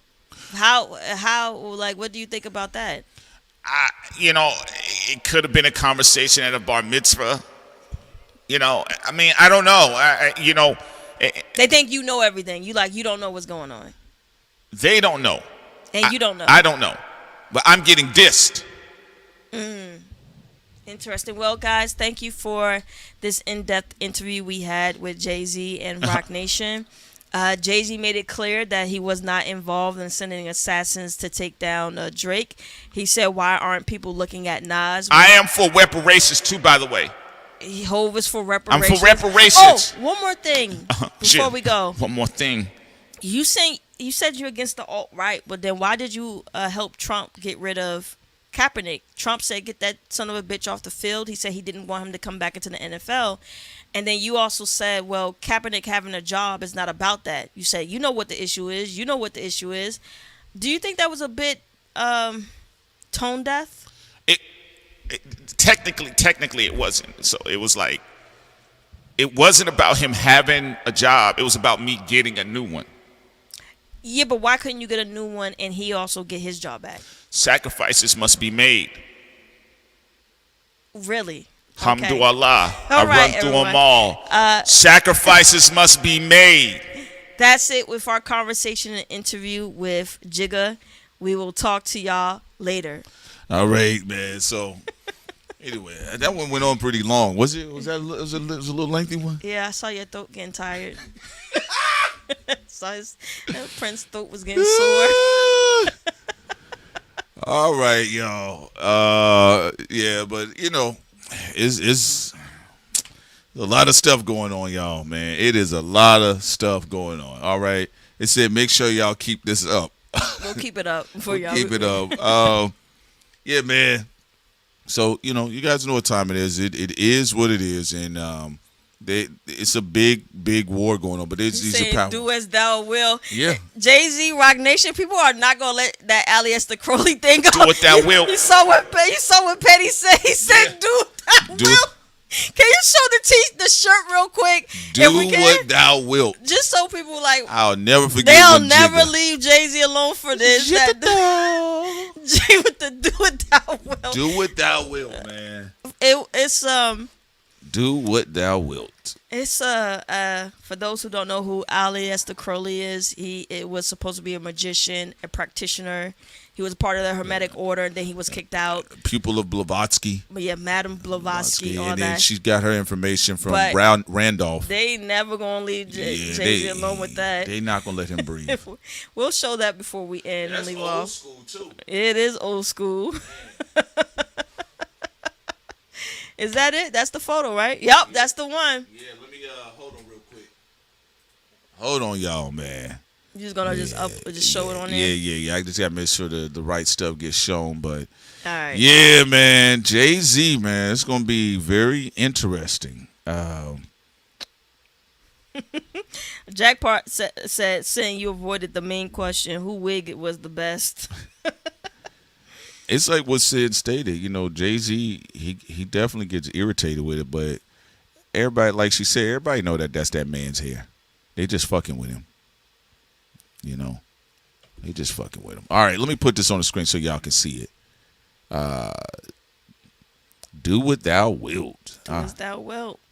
All right, let's go. They bring it up. Anytime Jay-Z talked about it, they bring it up. That's Jay-Z fault, though. I don't know why industry black people keep trying to stunt with certain things pertaining to occultism. Because that's going to be a red flag for black people. That's why Professor Griff stayed on Jay-Z's ass. He stayed on him for what, 10 years? 20 years. Yeah, something with like his that. PowerPoints. Yeah. That really was like the first. That was the first brand damage for the next generation, because Jay-Z, it was the millennials that got introduced to occultic Hove.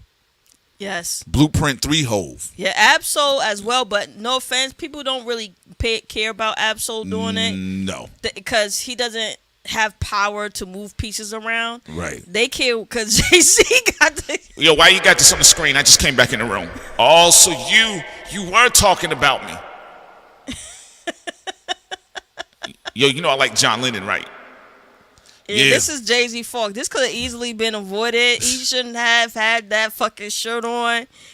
Now, at the time when it happened, I did give him grace. I was like, maybe somebody photoshopped that, because people were photoshopping a lot of shit at the time. But it was confirmed that it was real. All right. Y'all think Jay-Z's gonna do his next interview with the haircut? Y'all should do Polymarket's bets. Yeah. Yo, Polymarket, y'all bet, will Jay-Z have his hair cut, or will he come to an interview with the fro? Yeah. Or will it be braided up? What's gonna happen? Yeah, because Jay-Z got rid of the wigs and he brought the afro out. Then I think the afro caused way more controversy publicly, because y'all know when the public see black people hair, they cut up. All right, it's just in general. Damn. We talk about occultism, so the B-More's in the chat now. She said that shirt and being with that witch lady at the art showing. It's showing. Yeah, that's y'all talking about when she was up there with Maria Abramovich. Yes, and Maria, she be having like blood. Yeah. I ain't gonna get into it. You ain't gotta go too far in this. I ain't gonna go too far into it. But yeah, Maria Abramovich, she's been around for a long time. Picasso baby. This was Eurostep J. Step. Yeah, man. This is Jay-Z with no socks. Jay-Z with no socks and hair. Yeah, Maria Abramovich. And then they fell out with each other. Picasso baby. Picasso baby. Oh, they said that the president, Mimi said, hey, Sin and Prince, Tall think the Knicks will lose since President Romo is going to the game tonight. Oh, wow. Wow. We'll see. They'll see. Y'all think if they win, Jay-Z will be at the parade? Yeah, man. So, yeah, that was... Do y'all miss alias the Crowley J. Lee? Yeah, J. Lee. J. Lee. See, you're tired. Now you tired. All right? Yeah, do y'all... You called me a call girl. Now you saying my throat is tired. But do y'all miss alias the Crowley Jay-Z? Crowley Hove. Y'all miss Crowley Hove? Which Jay-Z y'all like more? Woke Jay-Z? Picasso baby. Alias the Crowley Jay-Z? I'm all in one. General Hospital Hove? I can't compare y'all to Young. Big Pimpin'? I can't P, my stamina B. Enough for Kamala Anderson Lee. All right. Yeah. Crowley Hove. But that even sound bad though. Yeah. Crowley Hove sounds. Crowley Hove sounds disgusting. Yeah, Didn't Crowley Hove? Wasn't that was the Obama era, right? Yeah, Crowley Hove and Obama era. That's when everything went to hell for millennials. Crowley Hove does not. Life got worse for millennials after the first black president. Shit, man, if I could go back in time, stop that nigga from getting to the White House. If I can turn back time, if I could find a way. Y'all got a black president? Well, now we got an orange president. All right. Yeah, Crowley Hove. All right, they said they prefer Big Pimpin' Jay-Z. I can see it. Oh, my God. You see this here? That's fake. B-More, do you see this? That's the drawing? Yes. Jay-Z completely used me. Artist Maria Abramovich. So he got witches on him. So she made sure that they had a soul tie. Jay-Z, you should have never went over there that witch. Man. She probably doing all the witchcraft to get rid of you. Jay-Z about to step out with some Sean Paul braids. Sean Paul was a thing at that. Work that thing. That blah blah blah blah. That thing. That. Come with it. Just dun dun dun dun dun dun dun dun dun dun dun. What was the one? Was it Dirty Rock? That was it. What was the one song? What was the one song and video where we be burning like fire? That fire. Yeah, that was a fire beat. That was a fire song and video. Had all the truck drivers in it. All right, yeah, man. So y'all favorite era of Jay is Big Pimpin' Jay, not Crowley Hove, Euro Step Jay. Anybody like General Hospital Hove? That's Black Album Jay. They said, hell no. That is a crazy get up there. Yeah, twisting witch hair. Yeah. They twin flames. Wow. You gotta be careful, bro. They doing twin flame magic. Lord have mercy. What was Jay and Beyonce doing? Oh, this is when Nicki was around. Okay, Maria? be careful. Don't get too much into these photos because we want this. Because remember, they go into the low. I'm not. I already. Okay. You know I ain't clicking on that nasty shit. No, I'm just saying because don't have just the wrong picture pop up. Maria Abramovich slams Jay-Z after collaboration. He completely used me. Wow. Okay, Mr. says his favorite Hove is mixtape Hove. I can see that. What's y'all favorite Jay? Do y'all like this era of Jay-Z? What would be this era called? He's still. That is true. Yeah, this is a different era. His thing is he's glitching between all of them. Glitch Hove. Glitch Hove, yeah, because he glitching between Jay 444 Pro Black. Yeah. Then he glitching between Big Pimpin' Hove. He glitching right now. There is glitching. He glitching, yeah. And then he's like General Hospital Hove. He glitching a lot. Because General Hospital Hove also involves Philly. Man. Okay, Maria Abramovich says, on collaboration with Jay-Z, I will never do it again. That's good. Ariel said that's Jay-Z's evil twin. Man, it's crazy, man. It's crazy. But anyway, Crowley J said, they said they like American Gangster Jay. Black Album Jay-Z is General Hospital Hove. American Gangster Jay. I think that was the last Jay that hip hop felt. Taffy says Satanic Hove is the illest. Satanic Hove. Satanic Hove did have a lot of allure to him. Jay-Z, there's a lot of people who talk behind the scenes says you're very satanic though. Yeah, there are some niggas. Look. Like, Doc Crimes. Yeah, man, what's up? I just want to say, don't let nobody know anonymously. Okay. Jay-Z be sacrificing people. Sacrificing people. Yeah, let me send you this. Do you Oh see shit, this? nigga, what is this? Yeah, he trafficked her. What? Yeah, allegedly. Well, nigga, what am I gonna do with this? Just you put it out. Bye. That's how they. No, sir. Yeah. Y'all be brave. Yeah, do it yourself. Yeah. Like, Sin and I did not know anything overtly about the allegations of Diddy and the pink cocaine. But to her point, somebody called and they were like this, man, y'all know that nigga Diddy going crazy in that mansion. What you mean? What's going on? That nigga high. You know, and y'all How know, long? How long he be doing pink cocaine? Y'all gonna find out about the baby oil. That nigga be greasy every time you go there. You know he got a head full of gray hair. That's true. That is what somebody said before. Before Diddy got locked up, they did say he in his mansion snorting pink cocaine. No, he be in the mansion snorting cocaine. He be oily. He be sucking off niggas all day. So you said you're gonna do a book club with him though? Yeah, man, I gotta get my paper up though. I mean, what's a nigga to do? All right, good luck with that, bro. Yeah, man. Oh yeah, no, I think Sid. I like Sid's Nas voice. I think it's the best Nas voice. It's funny to me.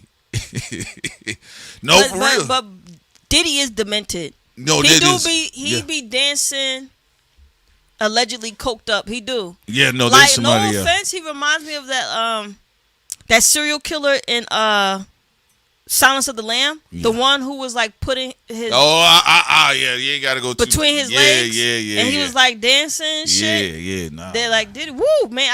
People talk about when Diddy get out, they're gonna be over there with him. Not I. Hell fucking no. From what we heard, Diddy sound creepy. Hey baby, yeah, baby, do that. Oh man, what you want me to do it like this? Yeah, daddy, I like how you do that. So you ain't gotta touch me though, right? No. Yeah. Wait, also Fab, what you looking at, Fab? Like, come here. I love the name, by the way. That was some creepy shit. Hey, you know how much power he had? Blow on it. You saw Jadakiss look scared? That was the first time I saw Jadakiss look very uncomfortable. You saying Diddy doing that gay shit again? Yeah, he doing that shit again. Yo, Jada, how the fuck we gonna get out of here, bro? Hey, I just gotta, I gotta write another song. Because every time I give him it hurts. Jada said every time he gave Diddy a song, it hurt his soul. I wrote it a certain way that I can rap, but when I heard him rap, Daddy, give me some bars. Oh, this nigga. Come on. Come on, kids, give me some fucking bars. All right, nigga, here, come here, man. Come on, what we got? Try to rhyme on beat. All right, give it to me, come on. All right, the gun's up, the gun down. The gun's up, the gun's down, baby, yeah. No, guns nigga, up, the gun's down, yeah, baby. Nigga, guns this up, is street the guns record. down. All right, come on, here. Give me something else, come on. Nigga, look, it sound gay. It need to be street, nigga. Like, all right. Give me some more bars. All right, the gun's up, the gum's down. Don't make me pull out this dumb shit. Why do you keep dancing? You're distracting me. Come on, you gotta go with my style, nigga. This isn't that type of record, though. The gun's up, the gun's down. The gun's up, the gun's down. Nigga, where's Styles? Oh, man, God bless the music industry, huh? No. Let the devil deal with it. But yeah. Yeah, so you guys, but there was some, what's funny, y'all? Someone that was tied to a certain kick push skateboarder is someone that there was contact there. And they were already talking about Diddy was sounding crazy before they kicked his doors in 2024. If you know what I mean. Y'all can put it together. That's what I said. You can't hold nothing over there, nigga. Because I'm like, a lot of y'all niggas knew what was going on. You're conscious and unconscious niggas. Diddy had every butt you could think of. He had the conscious asses. He had the lifestyle asses. The gangsters. The gangsters asses all up in his mansion. Remember he had that nigga dancing with him who was broke? The one who could really rap? Oh. But what's his name? What was old boy's name, man? It started with a K. Damn. What's his name that started with a K? Cause Diddy was running through the lyrical niggas. He had the lyrical niggas dancing in his kitchen. Damn, what was that nigga's name? With the K. It started with a K. I can't remember right now. Cause y'all know when you dancing with Diddy, y'all know it's foreplay. It's a ritual. Yeah, there's nothing you can say about it. It's clearly foreplay. He was doing the ritual dance with Joe Budden. That was the most creepiest situation I saw JoJo in. So, that stuff you said about L.A. Reid, was you serious? Oh, that was for play. Hi, you the type of nigga I like. I need a guy to ride. I need a guy to make my wife. I need a guy who's my, oh my. I need a guy in my life. Oh yeah, King Los. Yeah, he was the one dancing in the kitchen. Yeah, man, we was like, cause I used to hear King Los bars, and I was like, I had thought about, I said, yo, what happened to King Los? And then it was like videos of him just dancing in different parts of Diddy's mansion. Now I don't know what happened or didn't happen, but I was like, damn, what happened to King Los? He keep losing. He keep looking frailer and frailer. I'm like, what's going on? Yeah, it was King Los. Yep. Yeah, it was King Los, man. Like, He said from Sin City. No, I mean the music industry is Sin City, is Arkham Asylum, it's everything. It's Gotham. It's all of it. Elysium. That's why we stay away. Walking Dead. I know our audience, God bless y'all, but some of y'all be getting excited. Thought Crimes, this your chance. Another celebrity has come past. No, nigga. No, nigga. No. We know. No, we're good. Somebody's going to get sexually assaulted, not us. I'm talking about people who be over there. Someone's going to get trafficked, not us. The people who be over there. I don't care what celebrity come by. It's a no. We like the boundaries here. You talk to people online. That's it. No, nigga. I had family that was like that. Well, y'all know if you want to, you can always meet such and such. No, thank you. No, I'm good. You sure? Even it was talking about one time. Even it was like, I remember one time being in North Atlanta. It was like, oh yeah, you can meet Bill Clinton. I said, for what? Like for what? Meet Bill Clinton for what? That's me. Bill Clinton. Bill Clinton for what? For what? That man shake your hand. You gonna have to dip it in a pot of blessed oil. You gonna have to smell your hand. All right. Cause I'm sorry, cause Bill Clinton type of pervert to like. You already know. Yeah, and then you put shaking his stinky booty hand. Yeah, so you know. Actually, I don't even shake people's hands anymore. I don't know what people's hands been. I don't shake people's hands. And if you want to know why, I just give them like a head nod. Hey, what's up? I mean, people like that's extreme, but Charlamagne sniff chairs. Yeah, I don't know what that's people's extreme. hands been. Shit.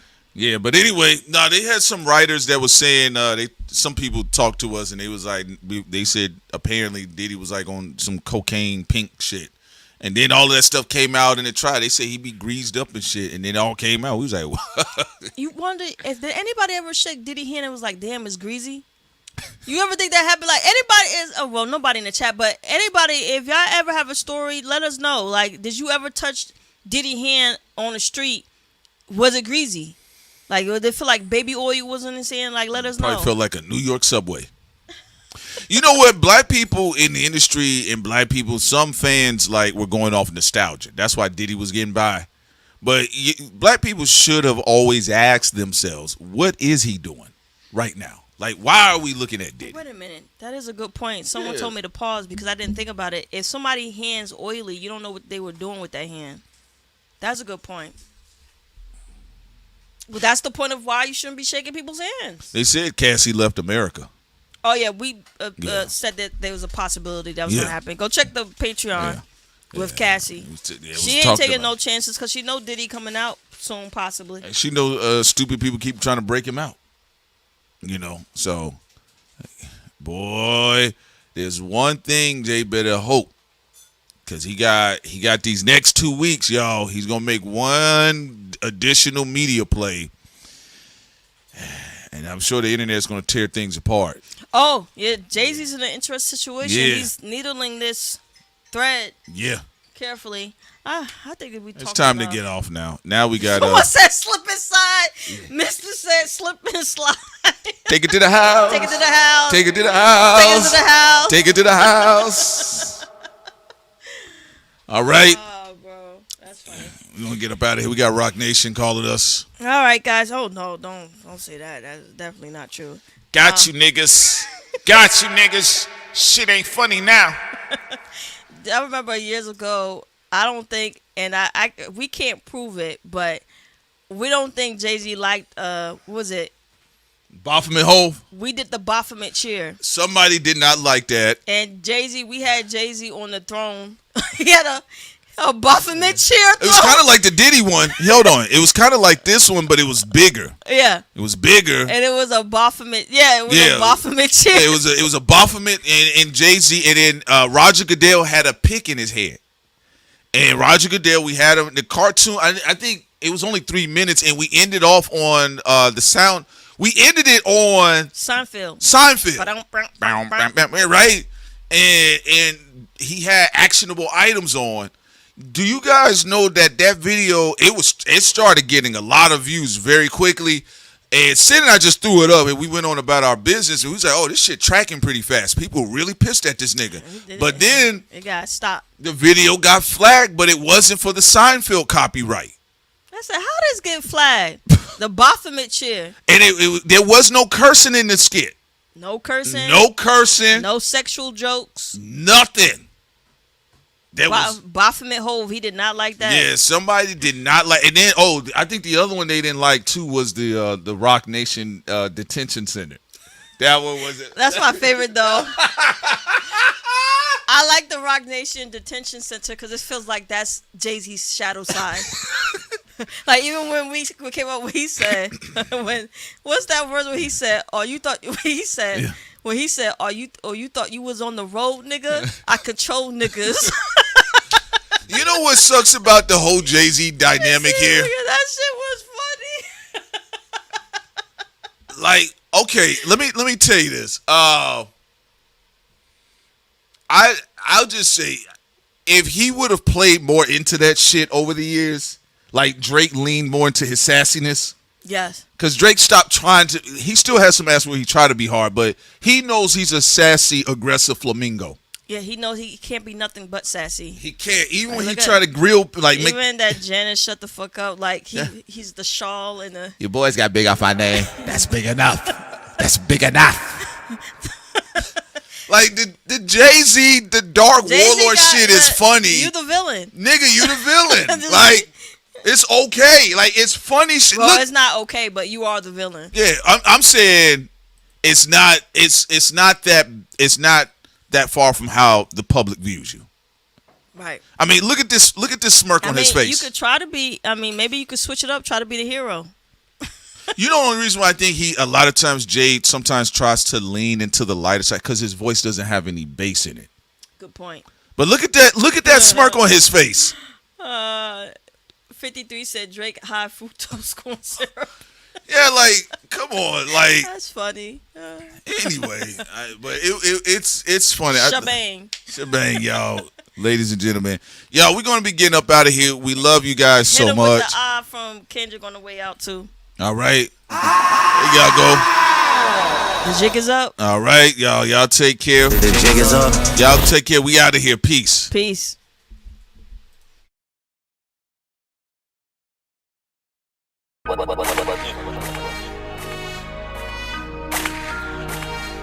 Shebang.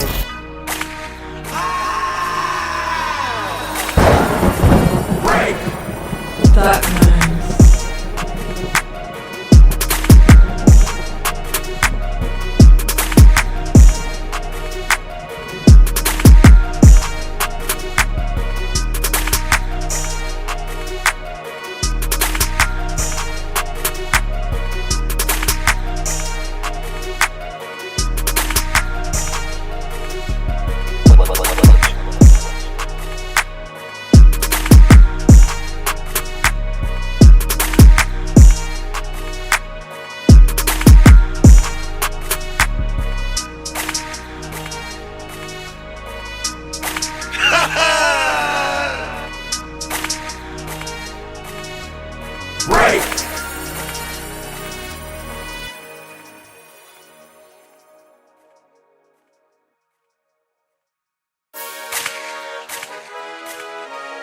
Sensational.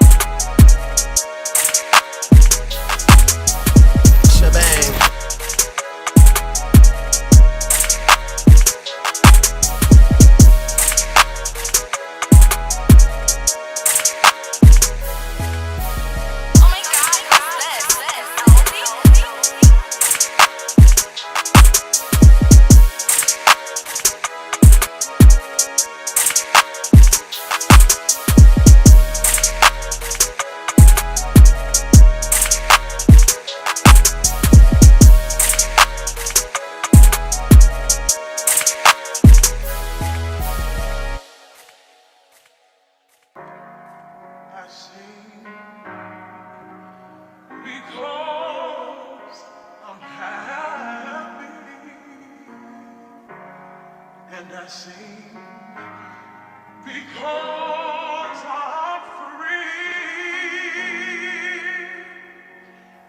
His eye is on the sparrow. Oh my God, what's this?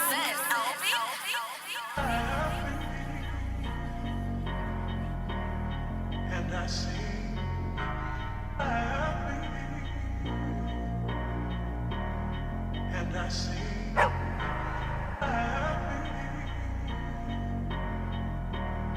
And I sing happy. And I sing Thought Crimes.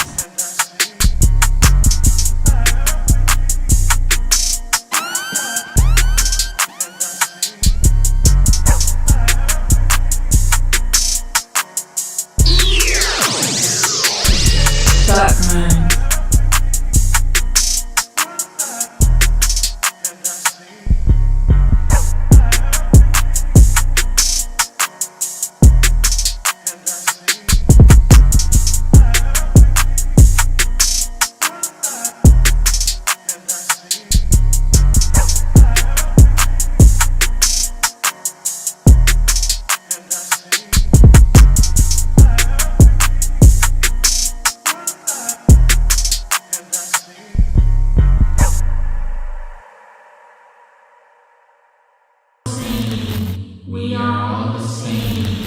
We are all the same. More group Coming through your airwaves. All right, now I'm here to kick the ballistics.